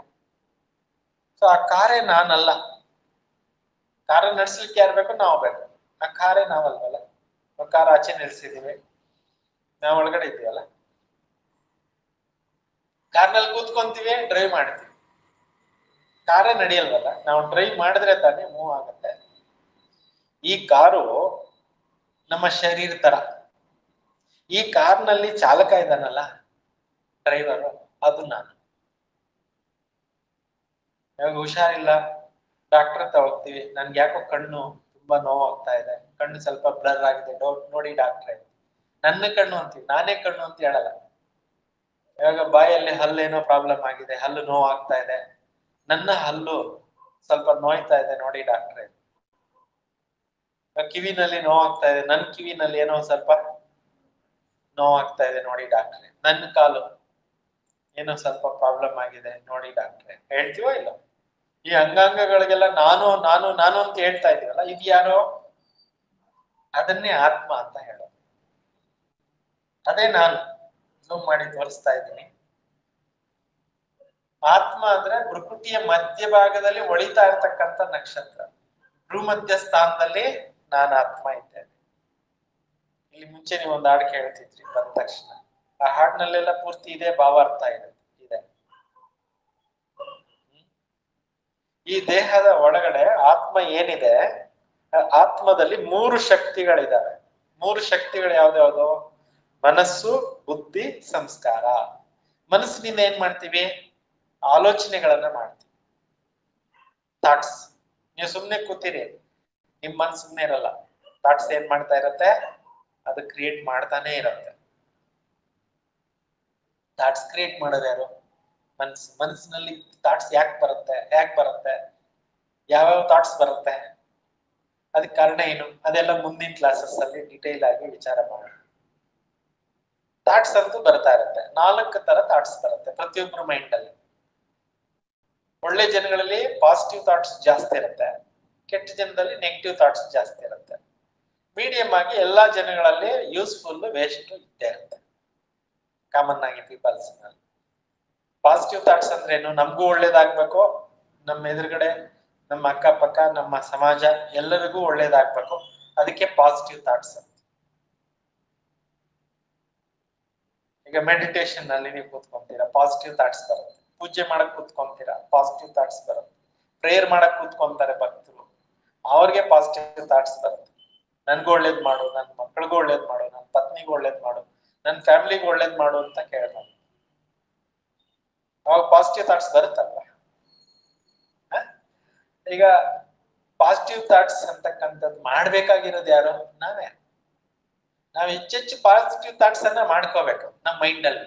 ಬೆಳಗ್ಗೆ ಎದ್ದಾಗ ಪ್ರೇಯರ್ ಮಾಡ್ತಾರಲ್ವಾ? ಪ್ರೇಯರ್ ಮಾಡಿದಾಗ ಏನಾಗುತ್ತೆ? ಬೆಳಗ್ಗೆ ಎದ್ದು ಒಳ್ಳೆ ಆಲೋಚನೆ, ಒಳ್ಳೆ ಫೋಟೋಗಳು ನೋಡ್ತಾರಲ್ವಾ? ದೇವ್ರ ಮುಖ ನೋಡಿ ಅಂತಾರಲ್ಲ. ಬೆಳಗ್ಗೆ ಒಳ್ಳೆ ಆಲೋಚನೆ ಮಾಡ್ರಿ, ಅವತ್ತೆಲ್ಲ ನಿಮ್ಗೆ ಒಳ್ಳೇದಾಗುತ್ತೆ ಅಂತಾರಲ್ಲ. ಇದಕ್ಕೆ ಹೇಳೋದು. ಇವಾಗ ಏನೋ ತೊಂದ್ರೆ ಆಗೋಯ್ತು, ಯಾರ ಮುಖ ನೋಡಿದೆ ಬೆಳಗ್ಗೆ ಎದ್ದು ಕೇಳ್ತಾರಲ್ವಾ? ಏನ್ ಮಾಡಿದೆ ಬೆಳಗ್ಗೆ ಎದ್ದು, ಯಾಕೆ ಹಿಂಗ ಆಗೋಯ್ತು ಅಂತ ಹೇಳಿ ಹೇಳ್ತಾರಲ್ವಾ? ಸೊ ಇದೆಲ್ಲ ಥಾಟ್ಸ್. ಸೊ ಈ ಪಾಸಿಟಿವ್ ಥಾಟ್ಸ್ ಅನ್ನ ನಾವ್ ಎಷ್ಟು ಮಾಡ್ತೀವಿ ಅಷ್ಟು ನಮಗೂ ಒಳ್ಳೇದು, ಬೇರೆಯವ್ರಿಗೂ ಒಳ್ಳೇದು. ಪಾಸಿಟಿವ್ ಥಾಟ್ಸ್ ಅನ್ನೋದು ನಮ್ಗೆ ಸಂಪಾದನೆ, ವೇಸ್ಟ್ ಥಾಟ್ಸ್ ಅನ್ನೋದು ಲಾಸ್, ನೆಗೆಟಿವ್ ಥಾಟ್ಸ್ ಅನ್ನೋದು ತುಂಬಾ ತೊಂದರೆ ಮಾಡುತ್ತೆ.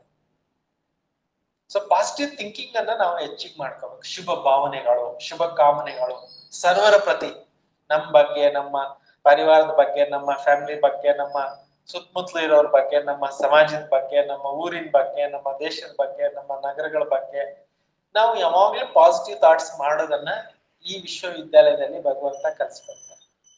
ಬುದ್ಧಿ ಡಿಸಿಷನ್ಸ್ ತಗೊಳುತ್ತೆ. ಯೂಸ್ಫುಲ್ ಥಾಟ್ಸ್ ಅಂದ್ರೆ ನೀವು ಕೆಲ್ಸಕ್ಕೆ ಹೋಗ್ಬೇಕು, ಸಂಪಾದನೆ ಮಾಡ್ಬೇಕು, ದುಡಿಬೇಕು. ಯಾವ ತರ ಸಂಪಾದನೆ, ಎಲ್ಲಿ ತರ್ಬೇಕು ಸರ್, ಎಷ್ಟು ಮಾರ್ಬೇಕು, ಯಾವ ತರ ನನ್ ಬಜೆಟ್ ಇಟ್ಕೋಬೇಕು, ಯಾವ ತರ ಬಿಸ್ನೆಸ್ ಮಾಡ್ಬೇಕು ಅನ್ನೋದು ಯೂಸ್ಫುಲ್ ಥಾಟ್ಸ್. ಸುಮ್ನೆ ಅಲ್ಲಿ ಕೂತ್ಕೊಂಡು ಫ್ರೆಂಡ್ಸ್ ಜೊತೆಯಲ್ಲಿ ಹರಟೆ ಹೊಡಿತಾರೆ, ಅದು ವೇಸ್ಟ್ ಥಾಟ್ಸ್. ಕೆಲ್ಸಕ್ಕೆ ಬರ್ದೇ ಇರೋ ವಿಚಾರ ಮಾಡ್ತಿರ್ತಾರಲ್ಲ, ಅದು ವೇಸ್ಟ್ ಥಾಟ್ಸ್. ಅರ್ಥ ಆಯ್ತಲ್ಲ? ಇನ್ನೆಲ್ಲ ಹೋಗ್ತಾರೆ, ಇನ್ನೇನೋ ನೋಡ್ತಾರೆ, ಇನ್ನೇನೋ ಮಾಡ್ತಾರೆ, ಫ್ರೆಂಡ್ ಸರ್ಕಲ್ ನಲ್ಲಿ ಬಂದ್ ತಪ್ಪುಗಳು ಮಾಡ್ತಾರೆ, ಅದು ನೆಗೆಟಿವ್ ಥಾಟ್ಸ್. ಸಂತೋಷ ತಾನೇ ಇವತ್ತು ಕೆಡಿಸ್ತಾ ಇದೆ ಬಹಳಷ್ಟು ಜನನ, ಅದು ನೆಗೆಟಿವ್ ಥಾಟ್ಸ್. ಕುಡಿಯೋದು, ಕೆಟ್ಟ ಕೆಲಸ ಮಾಡೋದು, ಕೆಟ್ಟದ್ ನೋಡೋದು, ಕೆಟ್ಟದ್ ಮಾತಾಡೋದು, ಕೆಟ್ಟ ಸಂಘಗಳಲ್ಲಿ ಹೋಗೋದು, ಕೆಟ್ಟ ವಾತಾವರಣ ಕ್ರಿಯೇಟ್ ಮಾಡೋದು, ಇವೆಲ್ಲ ಕೆಟ್ಟ ಥಾಟ್ಸ್. ಹೀಗೆ 4 ಪ್ರಕಾರ ಥಾಟ್ಸ್ ನಲ್ಲಿ ನಾವು ಯಾವ್ದು ಮಾಡ್ಬೇಕು, ಪ್ರಿಫರೆನ್ಸ್ ಯಾವ್ದಕ್ಕೆ ಕೊಡ್ಬೇಕು? Positive and useful. ಅದನ್ನ ಡಿಸಿಷನ್ ಹೆಂಗ್ ತಗೊಳ್ಳೋದು? ನೀವು ಮೈಂಡ್ ಅಲ್ಲಿ ಪ್ರಪಂಚದ, ನಾವು ಕೆಟ್ಟ ಪ್ರಪಂಚದಲ್ಲಿ ಇದೀವಿ ಅಂದ್ರೆ ಸ್ವಲ್ಪ ಹೆಚ್ಚು ಕಮ್ಮಿ ಪಾಸಿಟಿವ್, ವೇಟ್, ಯೂಸ್ಫುಲ್, ನೆಗೆಟಿವ್ ಬರ್ತಾನೆ ಇರುತ್ತೆ. ಅದನ್ನ ಯಾರು ಸ್ಟಾಪ್ ಮಾಡ್ಲಿಕ್ಕೆ ಆಗಲ್ಲ. ಥಾಟ್ಸ್ ಅಂತೂ ಪೂರ್ತಿ ಯಾರು ನಿಲ್ ಮಾಡ್ಲಿಕ್ಕೆ ಆಗಲ್ಲ. ಬಟ್ ಈಗ ಪಾಸಿಟಿವ್ ಥಾಟ್ಸ್ ಬರುತ್ತೆ, ಪಾಸಿಟಿವ್ ಥಾಟ್ಸ್ ಮಾಡ್ಬೇಕು. ಅದಕ್ಕೆ ಹಿಂಗೆ ಬುದ್ಧಿ ಡಿಸಿಷನ್ ಕೊಡೋದು, ರೈಟ್ ರಾಂಗ್ ಜಡ್ಜ್ಮೆಂಟ್ ಕೊಡೋದು ಯಾವ್ದು? ಬುದ್ಧಿ. ನಿರ್ಣಯ ತಗೊಳ್ಳೋದು ಬುದ್ಧಿ. ನಿರ್ಣಯ ತಗೊಂಡ ಮೇಲೆ ನಾವ್ ಏನ್ ಮಾಡ್ತೀವಲ್ಲ, ಅದು ಸಂಸ್ಕಾರ. ಇವಾಗ ನಿಮ್ಗೆ ಇಲ್ಲಿ ನೋಡಿದ ತಕ್ಷಣ ಇಲ್ಲೇನೋ ಒಂದು ಮೆಡಿಟೇಷನ್ ಸೆಂಟರ್ ಇದೆ, ನಾವು ಹೋಗೋಣ ಅಂತ ನಿಮ್ ಥಾಟ್ ಬಂತು. ನೀವೇನ್ ಮಾಡಿದ್ರಿ? ನನ್ ಕಾಲ್ ಮಾಡಿದ್ರಿ. ಕಾಲ್ ಮಾಡಿದ ತಕ್ಷಣ ನಿಮ್ಗೆ ರೆಸ್ಪಾಂಡ್ ಮಾಡಿದೆ, ನಿಮ್ಗೆ ಒಂದು ಪ್ರೋಗ್ರಾಮ್ ಇದೆ ಬನ್ನಿ ಅಂತ ನಾನು ಕರೆದೆ. ಇವೆಲ್ಲ ಪಾಸಿಟಿವ್ ಥಾಟ್ಸ್ ತಾನೆ? ಬುದ್ಧಿ ಹೇಳ್ತು ಅಲ್ವಾ? ಬುದ್ಧಿ ಕರ್ಮಣ ಸಾರಿಣಿ. ನಾವ್ ಯಾವ ತರ ಕರ್ಮಗಳನ್ನ ಮಾಡ್ತಿರ್ತೀವೋ ಆ ತರ ಬುದ್ಧಿ ಓಡ್ತಾ ಇರತ್ತೆ. ದೇವರು ನಮ್ಗೆ ಬುದ್ಧಿ ಕೊಡೋದು ಯಾವ ಬುದ್ಧಿ? ದಿವ್ಯ ಬುದ್ಧಿ. ಈಗ ದೇವಸ್ಥಾನದಲ್ಲಿ ಹೋಗ್ಬಿಟ್ಟು ಜನಗಳು ಏನ್ ಮಾಡ್ತಾರೆ, ಭಗವಂತ ನನ್ಗೆ ಒಳ್ಳೆ ಬುದ್ಧಿ ಕೊಡು, ಕೇಳ್ತಾರ ಇಲ್ಲ? ನನ್ ಮಕ್ಳಿಗೂ ಒಳ್ಳೆ ಬುದ್ಧಿ, ನನ್ನ ಮನೆಯವ್ರಿಗೂ ಮಿಸೆಸ್ ಅವ್ರಿಗೂ ಒಳ್ಳೆ ಬುದ್ಧಿ ಕೊಡು, ನನ್ನ ಅಪ್ಪ ಅಮ್ಮ ಎಲ್ಲರಿಗೂ ಒಳ್ಳೆ ಬುದ್ಧಿ ಕೊಡು, ಕೇಳ್ತಾರ ಇಲ್ವಾ? ಕೇಳೋದು ಯಾರು? ಒಳ್ಳೆ ಬುದ್ಧಿ ಇರೋಂತ ಮನುಷ್ಯ. ಆಮೇಲೆ ಸಂಸ್ಕಾರ, ನಾವ್ ಏನ್ ನೋಡ್ತೀವಿ, ಏನ್ ಕೇಳ್ತೀವಿ, ಏನ್ ಮಾತಾಡ್ತೀವಿ, ಏನು ಕರ್ಮಗಳನ್ನ ಮಾಡ್ತೀವಿ, ಅದೆಲ್ಲ ರೆಕಾರ್ಡ್ ಆಗ್ತಾರೆ. ಚಿತ್ರಗುಪ್ತ ಅಂತ ಹೇಳ್ತಾರೆ, ಕೇಳಿದೀರಾ? ಗುಪ್ತವಾಗಿರ್ತಕ್ಕಂಥ ಚಿತ್ರ, ಅದಕ್ಕೆ ಚಿತ್ರಗುಪ್ತ ಅಂತ ಹೇಳೋದು. ಎಲ್ಲೋ ಒಂದು ಯಮಲೋಕ ಇದೆ, ಎಲ್ಲೋ ಒಬ್ಬ ಯಮಧನ್ ರಾಜ ಇದ್ದಾರೆ, ಅವ್ರ ಜೊತೆಲಿ ಅಸಿಸ್ಟೆಂಟ್ ಚಿತ್ರಗುಪ್ತ ಇದ್ದಾರೆ, ಅವರೆಲ್ಲ ಬರೀತಾ ಇರ್ತಾರೆ ಪ್ರತಿಯೊಬ್ಬರದು ಅಂತ ಹೇಳ್ಬಿಟ್ಟು, ಹಂಗೆ ಭಕ್ತಿ ಮಾರ್ಗದಲ್ಲಿ ಒಂದು ಐಡಿಯಲ್ ಆಗಿ ಹೇಳ್ಬಿಟ್ಟಿದ್ದಾರೆ ಮೂಢನಂಬಿಕೆ ರೀತಿಯಲ್ಲಿ. ಬಟ್ ಆಕ್ಚುಲಿ ಇದು ಕರೆಕ್ಟೇ. ಇಲ್ಲಿ ಆತ್ಮ ಏನಿದೆಯಲ್ಲ ಅದು ಧರ್ಮರಾಜ ಇದ್ದಂಗೆ, ಈ ಸಂಸ್ಕಾರ ಇದೆಯಲ್ಲ ಇದು ಚಿತ್ರಗುಪ್ತ ಇದ್ದಂಗೆ. ಇವೆರಡು ಕೆಲಸ ಮಾಡ್ತಾ ಇರ್ತವೆ ಪ್ರತಿಯೊಬ್ಬರ ಒಳಗಡೆ. ಇದನ್ನು ಒಂದು ರೀತಿಯಲ್ಲಿ ಎಕ್ಸಾಂಪಲ್ ಕೊಡ್ಬೋದು. ಯಾವ ತರ ಅಂದ್ರೆ, ಈ ಸಿಸಿ ಕ್ಯಾಮ್ರಾಗೆ, ಇವಾಗಂತೂ ಎಲ್ಲ ಕಡೆಯಲ್ಲಿ ಸಿಸಿ ಕ್ಯಾಮ್ರಾ ಜಮಾನ, ಎಲ್ಲರೂ ಗಮನಿಸ್ಕೊಂಡಿರಕ್ಕಾಗಲ್ಲ. ಸಿಸಿ ಕ್ಯಾಮ್ರಾ ಫುಟೇಜ್ ಚೆಕ್ ಮಾಡ್ತಾರೆ, ಏನ ಕಳ್ತನ ಆಯ್ತು ಅಥವಾ ಏನಾಯ್ತು, ಪೊಲೀಸ್ ಅವ್ರು ಕೂಡ ಚೆಕ್ ಮಾಡ್ತಾ ಇರ್ತಾರೆ. ಪೊಲೀಸ್ ಅವ್ರು ಚೆಕ್ ಮಾಡ್ತಾ ಇರ್ತಾರಲ್ವಾ, ಅವಾಗ ಅದ್ರಲ್ಲಿ ರೆಕಾರ್ಡ್ ಇರುತ್ತಲ್ಲ, ಇಲ್ಲ ಅಂತ ಹೇಳಕ್ಕೆ ಆಗಲ್ಲ, ಅವಾಗ ತಪ್ಪು ಮಾಡಿರೋ ಸಿಕ್ಕಾಕ. ಹಾಗಾಗಿ ನಮ್ಮಲ್ಲಿ ಆತ್ಮ ಏನಿದೆ, ಅದರಲ್ಲಿ ಸಂಸ್ಕಾರ ಅಂತ ಏನಿದೆ, ಅದು ಫುಟೇಜ್ ಕ್ಯಾಮ್ರಾ ತರ, ಸಿಸಿ ಕ್ಯಾಮ್ರಾ ತರ, ಅದು ರೆಕಾರ್ಡ್ ಇರುತ್ತೆ. ನಾವು ಈ ದೇಹ ಬಿಟ್ಟು ಹೋಗ್ಬಿಡ್ಬೋದು. ನಾವು ಆತ್ಮ ದೇವ್ರ ಹತ್ರ ಹೋದಾಗ, ನೀನ್ ಒಳ್ಳೇದ್ ಮಾಡಿದ್ರೆ ಸ್ವರ್ಗಕ್ಕೆ ಹೋಗೋ, ಕೆಟ್ಟದ್ ಮಾಡಿದ್ರೆ ನರಕಕ್ಕೆ ಹೋಗೋ ಅಂತ ಡಿಸಿಷನ್ ಅಲ್ಲಿ ಆಗುತ್ತೆ. ಹಾಗಾಗಿ ನಾವು ನಮ್ಮ ಸಂಸ್ಕಾರಗಳನ್ನ ರೂಪಿಸ್ಕೊಳ್ಳೋದ್ರಲ್ಲಿ ತುಂಬಾ ಹುಷಾರಾಗಿರ್ಬೇಕು. ನಾವು ಮಾಡೋ ಪ್ರತಿಯೊಂದು ಕರ್ಮಗಳ ಮೇಲೆ ನಮ್ಮ ಸಂಸ್ಕಾರ ರೆಕಾರ್ಡ್ ಆಗ್ತಾ ಇರತ್ತೆ. ಹಾಗಾಗಿ ಈ ಸಂಸ್ಕಾರ ಅನ್ನುವಂಥದ್ದು ಬಹಳ ಬಹಳ ಮುಖ್ಯ. ಸಂಸ್ಕಾರ ಹೆಂಗ್ ಮಾಡ್ಕೊಂತೀವಿ ಆ ತರ ನಡೆಯುತ್ತೆ ಜೀವನ. ಇವಾಗ ಮಕ್ಕಳಿಗೆ ಒಳ್ಳೆ ಸಂಸ್ಕಾರ ಕೊಡ್ಬೇಕು, ಬೆಳಗ್ಗೆ ಎದ್ದೇಳೋದು, ದೇವ್ರ ಧ್ಯಾನ ಮಾಡಿಸೋದು, ಇದೆಲ್ಲ ಅವ್ರಿಗೆ ಟ್ರೈನಿಂಗ್ ಕೊಡ್ಬೇಕು. ಕೊಡ್ಲಿಲ್ಲ ಅಂದ್ರೆ ಅವ್ರು ಹೆಂಗಂದ್ರೆ ಹೆಂಗ್ ಬೆಳೆದ್ ಬಿಡ್ತಾರೆ ಅಲ್ವಾ? ಹಾಗಾಗಿ ಸಂಸ್ಕಾರನ ಚೆನ್ನಾಗಿ ಮಾಡ್ಕೋಬೇಕು, ಆವಾಗ ಆತ್ಮ ಚೆನ್ನಾಗಿರುತ್ತೆ. ಈ ಪ್ರಪಂಚದಲ್ಲಿ 5 ತರ ಜೀವಾತ್ಮರಿದ್ದಾರೆ. ದೈವಿ ಗುಣ ತುಂಬಿರೋರು ದೇವಾತ್ಮ ಅಂತೀವಿ, ಧರ್ಮಸ್ಥಾಪನೆ ಮಾಡೋರು ಧರ್ಮಾತ್ಮ ಅಂತೀವಿ, ಮಹಾನ್ ಕಾರ್ಯ ಮಾಡೋರು ಮಹಾತ್ಮ ಅಂತೀವಿ, ದಾನ ಧರ್ಮ ಮಾಡೋರು ಪುಣ್ಯಾತ್ಮ ಅಂತ, ಕೆಟ್ಟ ಕೆಲಸ ಮಾಡಿದ್ರೆ ಪಾಪಾತ್ಮ. 5 ತರ ಜೀವಾತ್ಮ. ಅವ್ರ ಹೆಂಗಾದ್ರು ಆ ಸಂಸ್ಕಾರ ಅವ್ರು ರೂಪಿಸ್ಕೊಂಡಿದ್ರಿಂದ ತಾನೇ ಅವ್ರು ಆ ರೀತಿ ಆದ್ರು. ಯಾವ ತರ ಸಂಸ್ಕಾರ ಕೊಡ್ತೀವಿ ಆ ತರ ಆಗ್ತಾರಲ್ವಾ? ಹಾಗಾಗಿ ಶ್ರೇಷ್ಠ ಸಂಸ್ಕಾರಗಳನ್ನ ತುಂಬಿಸ್ಕೊಂಡು ಶ್ರೇಷ್ಠ ಆತ್ಮಗಳಾಗಿ ಅನ್ನೋದು ದೇವ್ರ ಡೈರೆಕ್ಷನ್, ಪರಮಾತ್ಮನ ಡೈರೆಕ್ಷನ್ ಇಷ್ಟೇ ನೋಡ್ರಿ, ಸಿಂಪಲ್. ಒಳ್ಳೆ ಸಂಸ್ಕಾರ ಮಾಡ್ಕೊಳ್ಳಿ, ಒಳ್ಳೇದ್ ನೋಡ್ರಿ, ಒಳ್ಳೇದ್ ಕೇಳ್ರಿ, ಒಳ್ಳೇದ್ ಮಾತಾಡ್ರಿ, ಒಳ್ಳೇದ್ ತಿಳ್ಕೊಳ್ರಿ, ಒಳ್ಳೇದ್ನ ಅಧ್ಯಯನ ಮಾಡ್ರಿ, ಒಳ್ಳೆ ಬುಕ್ಸ್ ಓದ್ರಿ, ಒಳ್ಳೆ ಜಾಗಕ್ಕೆ ಬಂದ್ರಿ, ಒಳ್ಳೆ ಸಂಘ ಮಾಡ್ರಿ ಅನ್ನೋದು ಭಗವಂತನ ಕಡೆಯಿಂದ ಬಂದಿರೋಂತ ಡೈರೆಕ್ಷನ್. ಅದನ್ನ ಫಾಲೋ ಮಾಡೋ ಅಂತವ್ರು ಬಹಳ ಕಡಿಮೆ. ಅದಕ್ಕೆ ಹೇಳೋದು ಕೋಟಿಗೊಬ್ಬೊಬ್ರೆ ಶರಣ, ಕೋಟಿಗೊಬ್ಬ ಶರಣ. ವಿಷಯ ಗೊತ್ತು, ಒಳ್ಳೇದು ಇದೆ ಪ್ರಪಂಚದಲ್ಲಿ, ಕೆಟ್ಟದಿದೆ ಅಂತ ಎಲ್ರಿಗೂ ಜನರಲ್ ಆಗಿ ಗೊತ್ತು. ಬಟ್ ಬರೋಂಥವ್ರು, ಮಾಡೋಂಥವ್ರು, ತಿಳ್ಕೊಳ್ತಕ್ಕಂಥವ್ರು, ಅದನ್ನ ಪ್ರಾಕ್ಟಿಕಲ್ ನಲ್ಲಿ ತರೋರು ಕೆಲವೇ. ಅರ್ಥವಾಯ್ತಾ? ಈಗ ಆತ್ಮ ಸಾಯೋದಿಲ್ಲ. ಇದನ್ನೇ ಭಗವದ್ಗೀತೆಯಲ್ಲಿ ಒಂದು ಮಾತಿನಲ್ಲಿ ಹೇಳ್ತಾರೆ, ಒಂದು ಶ್ಲೋಕದಲ್ಲಿ ಹೇಳ್ತಾರೆ, ನೈನಂ ಚಿಂದಂತೆ ಶಸ್ತ್ರಾಣಿ ನೈನಂ ದಹತಿ ಪಾವಕ ನ ಚೈನಂ ಕ್ಲೇದಯಂತಾಪೋ ನ ಶೌಚಯತಿ ಮಾರುತಃ. ಆತ್ಮನನ್ನ ಖಡ್ಗ ಕತ್ತರಿಸ್ಲಿಕ್ಕಾಗೋದ್ರಿಂದ, ಆತ್ಮನನ್ನ ಬೆಂಕಿ ಸುಡ್ಲಿಕ್ಕಾಗಲ್ಲ, ನೀರು ತೋಯಿಸ್ಲಿಕ್ಕಾಗಲ್ಲ, ಗಾಳಿ ಆರಿಸ್ಲಿಕ್ಕಾಗಲ್ಲ. ಇದು ಆತ್ಮ ಅಜರ ಅಮರ ಅವಿನಾಶಿ ಅನ್ನೋದ್ರ ಬಗ್ಗೆ ಭಗವದ್ಗೀತೆಯಲ್ಲಿ ಹೇಳಿದೆ. ಭಗವದ್ಗೀತೆಯಲ್ಲಿ ಈ ಶ್ಲೋಕದಲ್ಲಿ ಅರ್ಥ ಏನು ಅಂತ ನಿಮ್ಗೆ ಹೇಳ್ತೀನಿ. ಅಂದ್ರೆ ಬೆಂಕಿ ಸುಡಲ್ಲ ಆತ್ಮನನ್ನ, ಗಾಳಿ ತೋಯ್ಸಕ್ಕಾಗಲ್ಲ, ನೀರು ತೋಯ್ಸಕ್ಕಾಗಲ್ಲ, ಆತ್ಮ ಅಂತೂ ಅಜರ ಅಮರ ಅವಿನಾಶಿ. ಈಗ ಸತ್ತು ಹೋಗ್ತಾರೆ, ಸಾವು ಬರುತ್ತೆ. ಸಾವಾದಾಗ ಏನಾಗುತ್ತೆ? ಆತ್ಮ ಸತ್ತೋಗಲ್ಲ, ಮಣ್ಣು ಮಾಡೋದ್ ದೇಹನ, ಬೆಂಕಿನಲ್ಲಿ ಸುಟ್ಟಾಕೋ ದೇಹನ. ಆತ್ಮ ಏನಾಗುತ್ತೆ? ಆತ್ಮ ಈ ದೇಹ ಬಿಟ್ಬಿಟ್ಟು ಇನ್ನೊಂದು ದೇಹಕ್ಕೆ ಹೊರಟೋಗುತ್ತೆ. ಪುನರಪಿ ಮರಣಂ ಪುನರಪಿ ಜನ್ಮ ಹೇಳ್ತೀವಲ್ಲ, ಅಂದ್ರೆ ಹುಟ್ಟಿದವನು ಸಾಯಲೇಬೇಕು. ಈ ಜಗತ್ನಲ್ಲಿ ಯಾರು ಪರ್ಮನೆಂಟ್ ಇಲ್ಲ. ಯಾರೋ ಒಬ್ರು ಚಿರಂಜೀವಿ ಆ ವರದಾನ ಬೇಕು ಅಂತ ದೇವ್ರ ಹತ್ರ ಕೇಳ್ಕೊಂಡ್ಬಿಟ್ರು, ಇದು ಸ್ವಲ್ಪ ಕಷ್ಟ ಆಗುತ್ತೆ ನಿಮ್ಗೆ, ಬೇಡ ಇದು ವರದಾನ ಅಂತ ಕೇಳಿದ್ರು ದೇವರು. ಇಲ್ಲ ನನ್ಗೆ ಬೇಕೇ ಬೇಕು ಅಂತ ಹಠ ಹಿಡಿದ್ರು. ಆಯ್ತು ತಥಾಸ್ತು ಅಂದ್ರು. ಒಂದ್ ದಿವಸ ಬರ್ತೀಯ ನೀನು, ಇದು ಬೇಡ ಅಂತ, ಅಲ್ಲಿವರೆಗೂ ತಥಾಸ್ತು ಅಂದ್ರು ದೇವರು. ಸೊ ತಥಾಸ್ತು ವರದಾನ ಸಿಕ್ಕದ್ಮೇಲೆ ಇವರು ಚೆನ್ನಾಗಿದ್ದಾರೆ, ಎಷ್ಟೋ ವರ್ಷ ಬದುಕಿದ್ದಾರೆ, ಬಾಳಿದ್ದಾರೆ, 106 ವರ್ಷ ಆಗ್ತದೆ. ವಯಸ್ಸಾಗ್ತಾ ಆಗ್ತಾ ಶರೀರದಲ್ಲಿ ಏನಾಯ್ತು, ಶಕ್ತಿ ಕಡಿಮೆ ಆಯ್ತು. ಕಣ್ಣು ಬ್ಲರ್ ಆಯ್ತು, ಕಿವಿ ಕೇಳೋದು ಮಂದಾಯ್ತು, ಬಾಯಿ ತೊದಲೋಕೆ ಸ್ಟಾರ್ಟ್ ಆಯ್ತು, ಊಟ ಡೈಜೆಷನ್ ಆಗ್ತಾ ಇಲ್ಲ, ಕೈ ಕಾಲುಗಳಲ್ಲಿ ಶಕ್ತಿ ಕಡಿಮೆ ಆಗೋಯ್ತು. ವಯಸ್ಸಾಗ್ತಾ ಆಗ್ತಾ ಏನಾಯ್ತು, ಇನ್ನೊಬ್ಬರ ಮೇಲೆ ಡಿಪೆಂಡ್ ಆಗೋ ಪರಿಸ್ಥಿತಿ ಬಂತು. ಆಗುತ್ತಲ್ಲ ಈಗ ಎಷ್ಟೋ ಜನಕ್ಕೆ ವಯಸ್ಸಾಗ್ತಾ ಆಗ್ತಾ ಆ ಪರಿಸ್ಥಿತಿ ಬಂತು. ದೇಹ ಬಿಟ್ಟು ಹೋಗ್ತಾ ಇಲ್ಲ ಆತ್ಮ, ಎಲ್ರ ಹತ್ರ ಸೇವೆ ಮಾಡಿಸ್ಕೋಬೇಕು, ಕೇಳಿಸ್ಕೋಬೇಕು, ಇವೆಲ್ಲ ಆಗ್ತಿರತ್ತಲ್ಲ. ಕೊನೆಗೆ ಸಾಕಾಗೋಯ್ತು ಅವ್ರಿಗೆ, ದೇಹ ವಾಸನೆ ಬರಕ್ ಸ್ಟಾರ್ಟ್ ಆಯ್ತು, ಸ್ನಾನ ಮಾಡಕ್ ಆಗ್ತಾ ಇಲ್ಲ, ಬೇರೆಯವ್ರ ಮೇಲೆ ಡಿಪೆಂಡ್, ಎಲ್ಲಾ ಕೆಲಸ ಬೇರೆಯವ್ರ ಮೇಲೆ ಡಿಪೆಂಡ್. ಆವಾಗ ಅನಿಸ್ತಂತೆ, ಅಯ್ಯೋ ನಾನು ಎಂತ ಮೂರ್ಖತನ ಮಾಡಿದೆ, ದೇವ್ರ ಹತ್ರ ಚಿರಂಜೀವಿ ಬಂಧನ ತಗೊಂಡೆ, ಇದು ದೊಡ್ಡ ತುಪ್ಪ ಆಗೋಯ್ತು. ಮತ್ತೆ ದೇವ್ರು ಕೂತ್ಕೊಂಡ್ರೆ ಮಾಡಿ, ಸಾಕಪ್ಪ ದೇವ್ರೆ, ಇದು ಬೇಗ ಸಾಕ್ ಮಾಡಿದ್ರೆ ಸಾಕು, ನಾನು ಹೇಳಿಲ್ಲ ಹೋಗ್ತೇನೆ, ಇದು ಕೇಳ್ಕೋಬೇಡ, ಆದ್ರೂ ಕೇಳ್ಕೊಂಡೆ, ಕೊಟ್ಟೆ, ಆದ್ರೆ ಎಷ್ಟು ದುಃಖ ಆಯ್ತು ನಿನಗೆ. ಆದ್ರೆ ಎಷ್ಟು ದಿವಸ ಈ ಜಗತ್ನಲ್ಲಿ ಬರೀ ಬದುಕ್ತೀವಿ, ಬಾಳ್ತೀವಿ, ಸಾಕು. ತುಂಬಾ ಆಸೆಗಳು, ಜಾಸ್ತಿ ಟೈಮ್ ಬದುಕುವಂತ ಆಸೆಗಳನ್ನ ಯಾವುದು ನಾವ್ ಇಟ್ಕೋಬಾರ್ದು. ಇಟ್ಕೊಂಡ್ರೆ ಏನಾಗುತ್ತೆ ಹೇಳಿ, ಇದೇ ಸಮಸ್ಯೆ ಆಗುತ್ತೆ. ಹಾಗಾಗಿ ದೇಹ ನಶ್ವರ, ಆತ್ಮ ಅಜರ ಅಮರ. ಆತ್ಮಕ್ ಸಾವಿಲ್ಲ, ಆತ್ಮ ಪರ್ಮನೆಂಟ್. ಅದು ಯಾರು ಸೃಷ್ಟಿ ಮಾಡಕ್ಕಾಗಲ್ಲ, ಯಾರು ಲಯ ಮಾಡಕ್ಕಾಗಲ್ಲ. ಇವನ್ ದೇವ್ರು ಕೂಡ ಹೇಳ್ಬಿಟ್ಟಿದ್ದಾರೆ. ಆದ್ಮೇಲೆ ಆತ್ಮ ಈ ದೇಹ ಬಿಟ್ಟ ಮೇಲೆ ಏನಾಗುತ್ತೆ, ಪುನರಪಿ ಮರಣ ಪುನರಪಿ ಜನ್ಮ ಅಂತ ಕೇಳಿದ್ವಿ. ಈ ದೇಹ ಬಿಟ್ಟ ಮೇಲೆ ಆತ್ಮ ಏನಾಗುತ್ತೆ, ಇನ್ನೊಂದು ಜನ್ಮ ಕೊಟ್ಟ, ರೀಬರ್ತ್ ಅಂತ ಕರೀತಾರೆ. ಸಣ್ಣ ಸಣ್ಣ ಮಕ್ಕಳು ಎಷ್ಟೋ ಕಡೆಗಳಲ್ಲಿ ಪೂರ್ವ ಜನ್ಮದಲ್ಲಿದ್ದಂತ ಊರು, ಮನೆ, ತಂದೆ ತಾಯಿ, ಸತ್ತೋಗಿರೋಂತ ಸ್ಪಾಟ್, ಕೆಲಸ ಮಾಡ್ತಾ ಇರೋಂತ ಜಾಬ್, ಹೆಸರು ಎಲ್ಲ ಹೇಳಿದ್ದಾರೆ. ಈಗ ಎಲ್ಲಿಂದ ನೆನಪಾಯ್ತು ಅವ್ರಿಗೆ, ಯಾರು ಹೇಳ್ಕೊಟ್ರು? ಬೇಕಾದಷ್ಟು ನಡೆದಿದ್ದಾವೆ ಘಟನೆಗಳು, ಪುನರ್ಜನ್ಮದ ಘಟನೆಗಳು.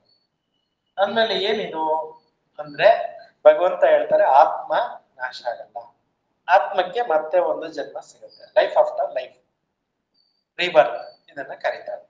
ಆತ್ಮ ಹಳೆ ದೇಹನ ಬಿಟ್ಟು ಹೊಸ ದೇಹಕ್ಕೆ ಹೋಗುತ್ತೆ. ಈಗ ವಸ್ತ್ರ ನಾವು ಬಟ್ಟೆ ಹಳೇದ್ ಹಾಕೊಂತೀವಿ, ಏನ್ ಮಾಡ್ತೀವಿ, ಬಿಸಾಕ್ತಿವಿ, ಹೊಸ ಬಟ್ಟೆ ಹಾಕೊಂತೀವಲ್ಲ, ಆ ರೀತಿ ಈ ದೇಹ ಆತ್ಮ ಬಿಟ್ಟು ಆತ್ಮ ಹೊಸ ದೇಹಕ್ಕೆ ಹೋಗುತ್ತೆ. ಇದಕ್ಕೆ ರೀಬರ್ತ್, ಪುನರ್ಜನ್ಮ. ಸೊ ಆತ್ಮ ಹೋಗ್ಬೇಕಾದ್ರೆ ಏನ್ ಕ್ಯಾರಿ ಫಾರ್ವರ್ಡ್ ಮಾಡುತ್ತೆ? ಬ್ಯಾಂಕ್ ಬ್ಯಾಲೆನ್ಸ್ ಬರುತ್ತಾ? ಇಲ್ಲ. ಆಸ್ತಿ ಬರುತ್ತಾ? ಇಲ್ಲ. ಮನೆ ಬರುತ್ತಾ? ಇಲ್ಲ. ತನಗೆ ಸಂಬಂಧಪಟ್ಟಿರೋ ವಸ್ತುಗಳು ಬರುತ್ತಾ? ಅದನ್ನು ಸ್ಮಶಾನದಲ್ಲೆಲ್ಲ ಕೊಟ್ಬಿಡ್ತಾರೆ, ಅಥವಾ ಯಾರಿಗೋ ತಗೊಂಡೋಗ್ರಿ ಅಂತ ಹೇಳ್ಬಿಡ್ತಾರೆ. ಬಟ್ಟೆ ಬರೆ ಯಾರೋ ಬಡಬಗ್ಗರಿಗೆ ಅವ್ರಿಗೆ ಕೊಟ್ಬಿಡ್ತಾರೆ. ಜ್ಯುವೆಲರೀಸ್ ಬರ್ತಾವ? ಅದು ಬರಲ್ಲ. ಎಲ್ಲವೂ ಇಲ್ಲೇ ಉಳ್ಕೊಳ್ಳೋದೇನಾಗಾದ್ರೆ ಆತ್ಮದಲ್ಲಿ ತಾನು ಮಾಡಿರೋಂತ ಪಾಪ ಪುಣ್ಯಗಳು, ಅದನ್ನು ಪಾಪನೂ ಇಲ್ಲೇ ಹೋಗ್ಬೇಕಾಗತ್ತೆ, ಅನುಭವಿಸ್ಬಿಟ್ಟು ಹೋಗ್ಬೇಕಾಗತ್ತೆ. ಇನ್ನು ಉಳಿದಿರೋದು ಮುಂದಿನ ಜನ್ಮದಲ್ಲಿ ಕ್ಯಾರಿ ಫಾರ್ವರ್ಡ್ ಆಗುತ್ತೆ. ಹಾಗಾಗಿ ನಾನು ಆತ್ಮ ಅನ್ನೋದನ್ನ ನಿಶ್ಚಯ ಮಾಡ್ಕೊಂಡೆ. ಈಗ ಆತ್ಮ ಕೆಲವರಲ್ಲಿ ಮಿಥ್ಯಾ ಅಭಿಮಾನ ಇದೆ, ಮಿಥ್ಯಾ ಜ್ಞಾನ ಇದೆ. ಏನಂದ್ರೆ, ಮನುಷ್ಯ ಸತ್ತೋದ್ರೆ ಹಂದಿ, ನಾಯಿ, ಕೋಳಿ ಅವು ಇವಾಗಿ ಹುಟ್ಟುತ್ತವೆ. 84 ಲಕ್ಷ ಜೀವರಾಶಿಗಳಲ್ಲಿ ಯಾವುದೋ ಜನ್ಮಗಳೆಲ್ಲ ಮುಗಿಸ್ಕೊಂಡು ಕೊನೆಗೆ ಮನುಷ್ಯನಾಗ್ತಾನೆ, ಏನೇನೋ ಹೇಳ್ಬಿಟ್ಟಿದ್ದಾರೆ. ಇವೆಲ್ಲ ರೈಟ್ ಆರ್ ರಾಂಗ? ಇವೆಲ್ಲ ರಾಂಗ್. ಹೆಂಗ್ ರಾಂಗ್ ಅಂದ್ರೆ, ಇವಾಗ ನೋಡಿ, ಮನುಷ್ಯನಲ್ಲಿ ಏನ್ ಸಂಸ್ಕಾರ ಇದೆ ಅದು ಪ್ರಾಣಿಗಳಲ್ಲಿ ಇಲ್ಲ. ನಾವ್ 2 ಕಾಲಲ್ಲಿ ನಡೀತೀವಿ, 4 ಕಾಲಲ್ಲಿ ನಡೀತಾರೆ. ಈಗ ನೋಡಿ, ಮಾವಿನ ಬೀಜ ಇದೆ, ಮಾವಿನ ಬೀಜದಲ್ಲಿ ಏನಿದೆ, ಮಾವಿನ ಹಣ್ಣು ಕೊಡುವಂತ ಸಂಸ್ಕಾರ ಇದೆ. ಬಾಳೆ ಗಿಡದಲ್ಲಿ ಏನಿದೆ, ಬಾಳೆ ಹಣ್ಣು ಕೊಡತಕ್ಕಂತ ಸಂಸ್ಕಾರ ಇದೆ. ನಾವೇನ್ ಬಿತ್ತನೆ ಮಾಡ್ತೀವಿ ಅದನ್ನೇ ತಾನೇ ಪಡಿತೀವಿ, ಬೆಳಿತೀವಿ. ನಾವು ಬೀಜ ಬಿತ್ತನೆ ಮಾಡುವಾಗ ಒಳ್ಳೆ ಕ್ವಾಲಿಟಿ ಬೀಜಗಳನ್ನ ಹಾಕ್ಲಿಕ್ಕೆ ನೋಡ್ತೀವಲ್ಲ, ಒಳ್ಳೆ ರೈತರೆಲ್ಲ ನೋಡ್ತಿರ್ತೀರಲ್ಲ, ಒಳ್ಳೆ ಸೀಡ್ಸ್ ತಂದು ಹಾಕ್ತಾರೆ, ಒಳ್ಳೆ ಬೆಳೆ ಬರುತ್ತೆ. ಹಾಗೆ ಮನುಷ್ಯನ ಆತ್ಮನು ಯಾವ ತರ ಸಂಸ್ಕಾರ ತುಂಬ್ಕೊಂಡು ಹೋಗುತ್ತೆ ಅದರಂತೆ ಜನ್ಮ. ಇವಾಗ ಎಷ್ಟೋ ಜನ ನೀವು ಇದ್ರ ಹತ್ರ ಚೌಲ್ಟ್ರಿಗಳ ಹತ್ರ ಬಿಸಾಕಿರುವಂತ ಒಂದು ಎಲೆಗಳಲ್ಲಿ ಮೈಸೂರು ಪಾಕು ಅದು ಇದು ಉಳಿದಿರುತ್ತಲ್ಲ, ಕೆಲವು ತಿನ್ನಲ್ಲ, ಶುಗರ್ ಪೇಷಂಟ್ಸ್ ಅವರು ಅದನ್ನ ತಿಂತಾ ಇರ್ತಾರೆ ಆರಿಸ್ಕೊಂಡು. ಪ್ರಾಣಿಗಳ ತರ ಜೀವನ ಆಯ್ತಲ್ಲ. ಮನುಷ್ಯನಾಗೆ ಹುಟ್ಟಿದಾನೆ, ಆದ್ರೆ ಕರ್ಮ ಅನುಭವಿಸ್ತಾ ಇರೋದು ಯಾವ ತರ? ಪ್ರಾಣಿ ತರ. ಇದನ್ನ ಹಿಂದಿನ ಕಾಲದಲ್ಲಿ ತಪ್ಪು ಮಾಡಿದಿರ ಇರ್ಲಿ, ಭಯ ಇರ್ಲಿ ಅನ್ನೋ ಉದ್ದೇಶದಿಂದ ಅವ್ರು ಹಂಗೆ ಹೇಳಿದ್ರು, ಹಂದಿಯಾಗಿ ಹುಟ್ಟತೀಯ, ನಾಯಿಯಾಗಿ ಹುಟ್ಟತೀಯ, ಕರ್ಮ ಮಾಡ್ಬೇಡ, ಪಾಪ ಮಾಡ್ಬೇಡ ಅಂತ ಭಯ ಇಡ್ಸಿದ್ರು. ಅದೇನ್ ರಿಯಲ್ ಅಲ್ಲ. ರಿಯಲ್ ಇಷ್ಟೇನೆ ಮನುಷ್ಯನ ಹುಟ್ಟಿದ ಮೇಲೆ ಮನುಷ್ಯನಾಗಿ ಯಾವ ತರ ಕರ್ಮ ಮಾಡ್ತಾನೆ ಮನುಷ್ಯನಾಗೆ ಭೋಗಿಸ್ತಾನೆ. ಅದು ಪ್ರಾಣಿ ರೀತಿ ಇರ್ಬೋದು ಅಷ್ಟೇ. ಇವಾಗ ನೋಡಿ, ಒಂದ್ ಮಗು ಹುಟ್ಟುತ್ತೆ ಮನೆಯಲ್ಲಿ, ಏನ್ ಹೇಳ್ತೀವಿ? ಫೋರ್ ಫಾದರ್ಸ್ ಯಾರೋ ಹುಟ್ಟಿದ್ದಾರೆ ಅಂತ ಹೇಳ್ಬಿಟ್ಟು ಅವ್ರ ಹೆಸರುಗಳನ್ನ ಇಡ್ತೀವಲ್ಲ. ಬೀರೇಗೌಡ ಅಂತ ಇತ್ತು, ಬೀರೇಶ್ ಅಂತ ಇಡ್ತಾರೆ ಈಗಿನ ಕಾಲಕ್ಕೆ ತಕ್ಕಂತೆ, ಅಥವಾ ಇನ್ನೇನೋ ಗುಂಗೀಶ್ ಇನ್ನೇನೋ ಹೆಸರು ಇಡ್ತಾರೆ. ಸ್ವಲ್ಪ ಅದು ಸಿಮ್ಲರ್ ಇರತ್ತಲ್ಲ. ಅಜ್ಜ ಹುಟ್ಟು ಬಂದವನೇ, ಅಜ್ಜಿ ಹುಟ್ಟು ಬಂದವಳೆ ಅಂತ ಭಾವನೆಗಳಿದಾವೆ, ಈಗ್ಲೂ ಕೂಡ ಇದಾವೆ. ಸುಮಾರು ಮನೆಗಳಲ್ಲಿ ಹೇಳ್ತಾರೆ, ತೇಟ್ ನಮ್ಮ ಅಜ್ಜಿ ಇದ್ದಂಗೆ ಇದ್ದಾಳೆ, ತೇಟ್ ನಮ್ಮ ಅಜ್ಜ ಇದ್ದಂಗೆ ಇದ್ದಾನೆ ಅಂತ ಹೇಳ್ತಾರಲ್ವ. ಯಾರಿಗೆ ಹೇಳೋದು? ಆತ್ಮ. ಆತ್ಮ ಇರೋ ಪ್ಲೇಸ್ ನೋಡಿದ್ದೆ. ಆತ್ಮ ಹಾರ್ಟ್ ಅಲ್ಲಿ ಇರಲ್ಲ. ಕೆಲವರು ಹಂಗೆ ತಿಳ್ಕೊಂಡ್ಬಿಟ್ಟಿದ್ದಾರೆ, ಹಾರ್ಟ್ ಅಲ್ಲಿ ಇರಲ್ಲ ಆತ್ಮ, ಇಲ್ಲಿರೋದು. ಯಾಕೆಂದ್ರೆ ಬ್ರೈನ್ ಸಿಸ್ಟಮ್ ಇರೋದು, ಟೋಟಲ್ ಬಾಡಿ ಕಂಟ್ರೋಲ್ ಮಾಡ್ತಾ ಇರೋದು ಇಲ್ಲಿ. ನಮ್ ಬಾಡಿ ನಡೀತಾ ಇರೋದು ಇಲ್ಲಿಂದ. ಇವಾಗ ಹಾರ್ಟ್ ಆಪರೇಷನ್ ಮಾಡ್ತಾರೆ, ಹಂಗೇನ ಆತ್ಮ ಹಾರ್ಟ್ ಅಲ್ಲಿ ಇದ್ದಿದ್ರೆ ಹಾರ್ಟ್ ತೆಗೆದು ಹಾರ್ಟ್ ಹಾಕಿದಾಗ ಅವ್ರ ಆತ್ಮ ಇವ್ರಿಗೆ ಬರ್ಬೇಕಾಗಿತ್ತಲ್ವಾ? ಹಂಗಿಲ್ವಲ್ಲ. ಹೆಡ್ ಆಪರೇಷನ್ ಅಂತೂ ಯಾರಿಗೂ ಸಕ್ಸಸ್ ಆಗಲ್ವಲ್ಲ. ನೋಡಿದೀವಿ ಎಷ್ಟೋ ಕಡೆಗಳಲ್ಲಿ ಹೆಡ್ ಆಗೋದೇ ಇಲ್ಲ. ಹೆಡ್ ತೆಗೆದು ಹೆಡ್ ಚೇಂಜ್ ಮಾಡಕ್ ಆಗುತ್ತಾ? ಸಾಧ್ಯ ಇಲ್ಲ. ಯಾಕಂದ್ರೆ ಎಲ್ಲ ಸಿಸ್ಟಮ್ ಹಾಳಾಗ್ಬಾರ್ದು. ಕಿಡ್ನಿ ಬದಲಾಯಿಸ್ಬೋದು, ಇವತ್ತಿನ ಕ್ಯಾಟ್ರಾಕ್ಟ್ ಆಗ್ತಾರೆ ಕಣ್ಣಿಗೆ, ಹಾರ್ಟ್ ಆಪರೇಷನ್ ಮಾಡ್ತಾರೆ, ಏನೇನೋ ಮಾಡ್ತಾರೆ. ಇವತ್ತು ಸೈನ್ಸ್ ಬಹಳ ಮುಂದುವರಿತಾ ಇದೆ, ಅಂಗಾಂಗ ಕಸಿ ವಿಜ್ಞಾನ ಮುಂದುವರಿತಾ ಇದೆ. ಬಟ್ ತಲೆನೇ ತೆಗೆದು ತಲೆನೇ ಹಾಕುವಂತ ವ್ಯವಸ್ಥೆ ಎಲ್ಲಿ ಇಲ್ವಲ್ಲ.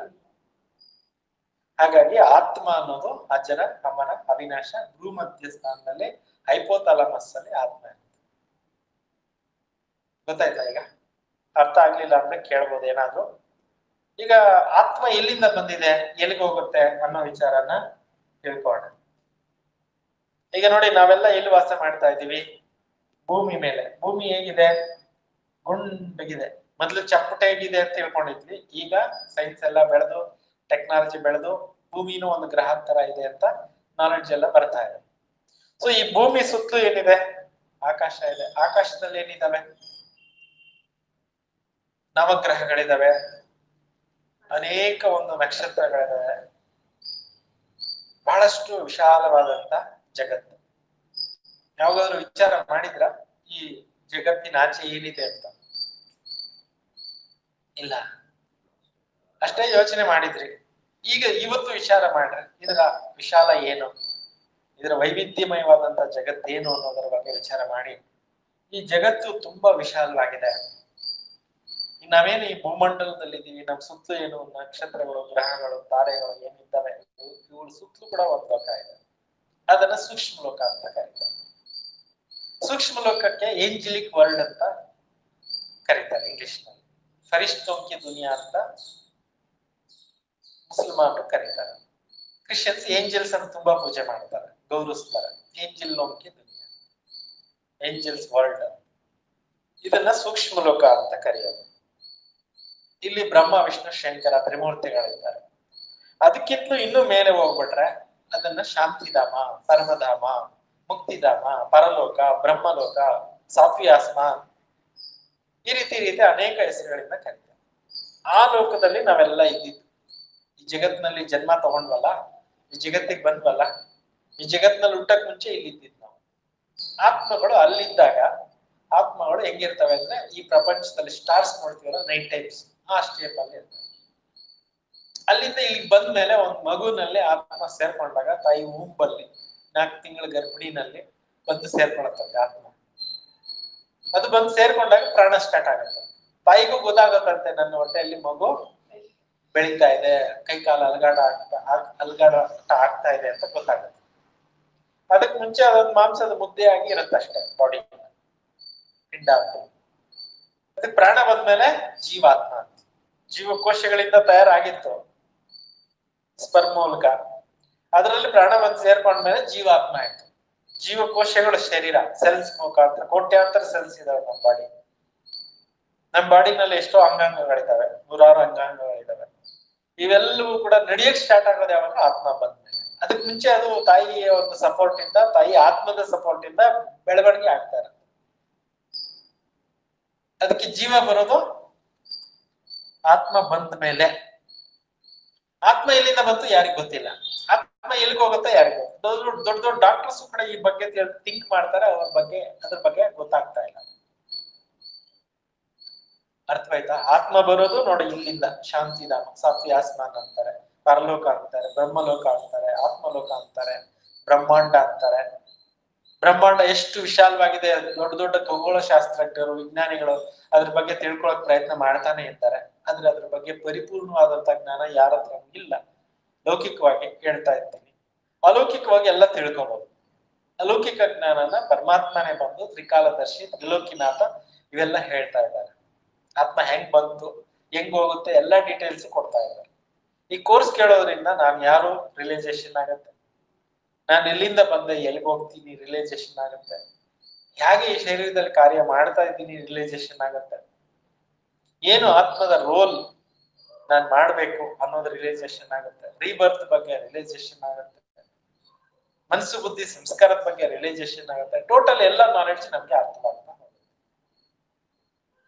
ಈಗ ಇಲ್ಲಿಂದ ಬರ್ಬೇಕಾದ್ರೆ ಆತ್ಮ ಈ ಜಗತ್ತಿಗೆ ಪ್ಯೂರ್ ಆಗಿ ಬಂತು. ಹೋಗಿ ನೋಡಿ, ಸಣ್ಣ ಮಕ್ಳು ಇರ್ತಾರೆ, ಏನು ಇನ್ನೋಸೆಂಟ್, ಅವ್ರಿಗೇನು ಗೊತ್ತಿರಲ್ಲ, ಪಾಪ ಪುಣ್ಯದಾಗದೇ ಇರಲ್ಲ. ತೊದಲು ನುಡಿಗಳಲ್ಲಿ ಹೇಳುವಂತ ಮಾತುಗಳು ಎಲ್ರಿಗೂ ಇಷ್ಟ ಆಗುತ್ತೆ. ಮಕ್ಕಳು ದೇವ್ರ ಸಮಾನ, ಯಾಕೆ ಅಲ್ಲಿ ದೇವ್ರ ಹತ್ರದಿಂದ ಆಗ್ತಾನೆ ಬಂದಿರೋದಲ್ವಾ.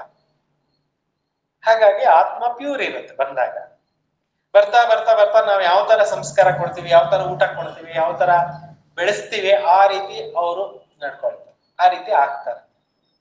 ಒಳ್ಳೆ ಸಂಸ್ಕಾರಗಳನ್ನ ಒಳ್ಳೆ ಮನೆಗಳಲ್ಲಿ ಕೊಡ್ತಾರೆ. ಒಳ್ಳೆ ಸಂಸ್ಕಾರಗಳನ್ನ ಕೊಡ್ಲಿಲ್ಲ ಅಂದ್ರೆ ಅವ್ರ ಮುಂದೆ ಕಂಟಕರಾಗಿ ಪರಿವರ್ತನೆ ಆಗ್ತದೆ. ಅದ್ರ ನೀವು ಒಳ್ಳೆ ಸಂಸ್ಕಾರ ಮಕ್ಕಳಿಗೆ ಇವಾಗ್ಲೇ ಕೊಡ್ಬೇಕು. ಅದಕ್ಕೆ ಸ್ಕೂಲ್ಸ್ ನಲ್ಲೆಲ್ಲ ಹೋಗ್ಬಿಟ್ಟು ಈ ಚಾಪ್ಟರ್ಸ್ ಎಲ್ಲ ತಗೊಂಡೋಗಿ ಮಕ್ಕಳಿಗೆ ಸಂಸ್ಕಾರ ಕೊಡಕ್ಕೆ ಈ ವಿದ್ಯೆ ಕೊಡ್ತಾ ಇದ್ದೀವಿ. ಸ್ಕೂಲ್ಗಳಲ್ಲಿ ಸುಮಾರು ಸ್ಕೂಲ್ಗಳಲ್ಲಿ ಮಾಡ್ಬಿಟ್ಟಿದ್ವಿ, ಇನ್ನು ಮಾಡ್ತೀವಿ ಅವಾಗ ಅವಾಗ ಅವಾಗ ಅವಾಗ. ಅರ್ಥವಾಯ್ತಲ್ಲ? 3 ಲೋಕಗಳು, ಇದು ಸಾಕಾರ ಲೋಕ, ಇದು ಸೂಕ್ಷ್ಮ ಲೋಕ, ಇದು ಮೂಲ ಲೋಕ. ಇವತ್ತು ದೊಡ್ಡ ಡ್ರಾಬ್ಯಾಕ್ ಆಗ್ತಾ ಇರೋದೇ ಇವತ್ತು ಸ್ಕೂಲ್ ಕಾಲೇಜುಗಳಲ್ಲಿ ಈ ಶಿಕ್ಷಣ ಇಲ್ಲ. ಇದು ಬಂದ್ಬಿಟ್ರೆ ನಮ್ಮ ದೇಶ ಎಷ್ಟೋ ಸುಧಾರಣೆ ಆಗುತ್ತೆ, ವಿಶ್ವನೂ ಸುಧಾರಣೆ ಆಗುತ್ತೆ. ಧಾರ್ಮಿಕ ಗ್ರಂಥಗಳಲ್ಲಿ ಸ್ವಲ್ಪ ಸ್ವಲ್ಪ ಇದಾವೆ, ಇಷ್ಟಿಲ್ಲ ಡೀಟೇಲ್ಸ್.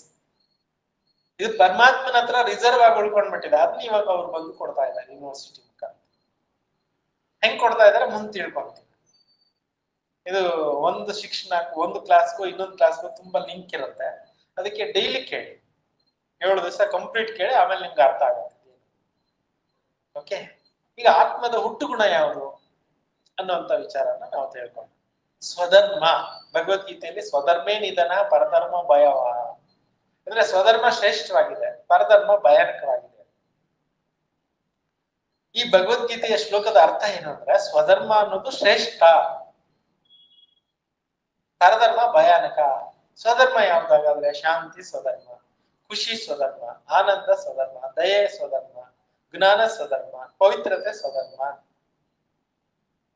ಒಳ್ಳೆ ಒಳ್ಳೆ ಗುಣಗಳು ಏನೇನು ಇದಾವೋ ಇವೆಲ್ಲ ಆತ್ಮದ ಒರಿಜಿನಲ್ ಅಸೆಟ್ಸ್, ನಿಜವಾದ ಆಸ್ತಿಗಳ ಆತ್ಮಕ್ಕೆ. ಪರಧರ್ಮಗಳು ಯಾವುದು? ಕೋಪ, ತಾಪ, ಈರ್ಷ್ಯೆ, ದ್ವೇಷ, ಅಸೂಯೆ, ಇವೆಲ್ಲ ಬೇರೆ ಅಕ್ವೈರ್ಡ್, ಬೇರೆಯವರಿಂದ ಕಲ್ತ್ಬಿಟ್ಟಿರೋದು. ನಾವು ಕೋಪ ಮಾಡ್ಕೊಳ್ಳೋದು ಯಾರನ್ನ ನೋಡಿದ್ವಿ ಕಲ್ತ್ಕೊಂಡ್ಬಿಟ್ಟು, ತಪ್ಪು ಮಾಡೋದು ಯಾರನ್ನ ನೋಡಿ ಕಲ್ತ್ಕೊಂಡ್ಬಿಟ್ಟು, ಕೆಟ್ಟದ್ದೆಲ್ಲ ಬೇರೆಯವರಿಂದ ಬಂದಿದ್ವು. ಒಳ್ಳೇದು ಒರಿಜಿನಲ್, ಒರಿಜಿನಲ್ ಬಿಟ್ಬಿಟ್ವಿ, ಈ ಆರ್ಟಿಫಿಷಿಯಲ್ ಅಕ್ವೈರ್ ಮಾಡ್ಕೊಂಡ್ಬಿಟ್ವಿ. ಆದ್ರಿಂದ ಏನಾಯ್ತು, ಇವತ್ತು ನಮ್ಮ ಜೀವನ ದುಃಖ ಆಗೋಗ್ಬಿಟ್ಟು, ನಮ್ಮ ಜೀವನದಲ್ಲಿ ಟೆನ್ಷನ್ಸ್ ಎಲ್ಲ ಬರ್ತಾ ಇದ್ದಾವೆ. ಇಲ್ಲಿದ್ದಾಗ ನಾವು ಆತ್ಮ ಪ್ಯೂರ್ ಆಗಿದ್ವಲ್ಲ, ಪ್ಯೂರಿಟಿ ನಮ್ಮ ಸ್ವಧರ್ಮ ಅಲ್ವಾ. ಇಲ್ಲಿದ್ದಾಗ ಶಾಂತವಾಗಿದ್ವಲ್ಲ ಪರಂಧಾಮದಲ್ಲಿ, ಅದು ಸೈಲೆನ್ಸ್ ಆತ್ಮದ ಸ್ವಧರ್ಮ ಅಲ್ವಾ. ಈಗಲೂ ಕೂಡ ನೋಡಿ, ಯಾರಾದ್ರೂ ಜಾಸ್ತಿ ಜಗಳ ಮಾಡಿ ಸೈಲೆನ್ಸ್ ಪ್ಲೀಸ್ ಹೇಳ್ತೀವ, ಜಾಸ್ತಿ ಮಾತಾಡ್ತಿದ್ದಾರೆ ಸೈಲೆನ್ಸ್ ಆಗಿ, ಕಡಿಮೆ ಮಾತಾಡಿ ಹೇಳ್ತೀವ, ಮೇಲಿಗೆ ಮಾತಾಡಿ ಹೇಳ್ತೀವ, ಕೋಪ ಮಾಡ್ಕೋಬೇಡ್ರಿ ಹೇಳ್ತೀವ. ಇದೆಲ್ಲ ಒರಿಜಿನಲ್. ಕೋಪ ಎಷ್ಟೊತ್ತು ಒಂದು ಕ್ಷಣ, ಆದ್ರೆ ಅದರಿಂದ ಆಗೋ ಅನಾಹುತಗಳು ಎಷ್ಟು ತೊಂದ್ರೆ.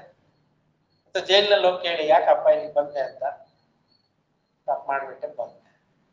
ತಪ್ಪು ಮಾಡ್ಬೇಕಾದ್ರೆ ಇವೇ ರೀಸನ್ಸ್, ಈ ಕೆಟ್ಟದ್ದಿದಾವಲ್ಲ ಅಕ್ವೈರ್ಡ್, ಇವೇ ಮನುಷ್ಯನಿಗೆ ತಪ್ಪು ಮಾಡಿಸ್ತಾರೆ. ಅರ್ಥ ಆಯ್ತಲ್ಲ? ಸ್ವಧರ್ಮ ಅಂದ್ರೇನು? ಶಾಂತಿ, ಪವಿತ್ರತೆ, ಖುಷಿ, ಆನಂದ, ದಯೆ, ಕರುಣೆ. ಇದು ಹುಡುಕ್ತಾ ಇದ್ದಾರೆ ಹೊರಗಡೆ ಪ್ರಪಂಚದಲ್ಲಿ, ಸಿಗ್ತಾ ಇಲ್ಲ. ಯಾಕೆ ಹೊರಗಡೆ ಹುಡುಕ್ತಾ ಇದ್ದಾರೆ? ಹೊರಗಡೆ ಎಲ್ಲಿ ಸಿಗಲ್ಲ, ಒಳಗಡೆ ಹೋಗ್ಬೇಕು. ಇವೆಲ್ಲ ಇನ್ನರ್ ಟ್ರೆಜರ್ಸ್, ಆಂತರಿಕ ಖಜಾನೆಗಳು, ದೇವ್ರು ಕೊಟ್ಟು ಕಳಿಸಿರೋ ಖಜಾನೆ.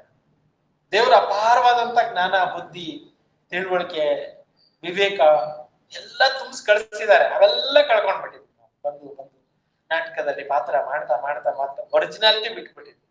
ಎಲ್ಲ ಆರ್ಟಿಫಿಷಿಯಲ್ ನಲ್ಲಿ. ಒರಿಜಿನಾಲಿಟಿ ಇಲ್ಲಿಗೆ ಬಂದ ಮೇಲೆ ನಮಗೆ ಕ್ಲಾಸಸ್ ಅಲ್ಲಿ ಸಿಗುತ್ತೆ. ಓಕೆನಾ? ಇದು ಇವತ್ತಿನ ಕ್ಲಾಸ್. ಓಕೆ.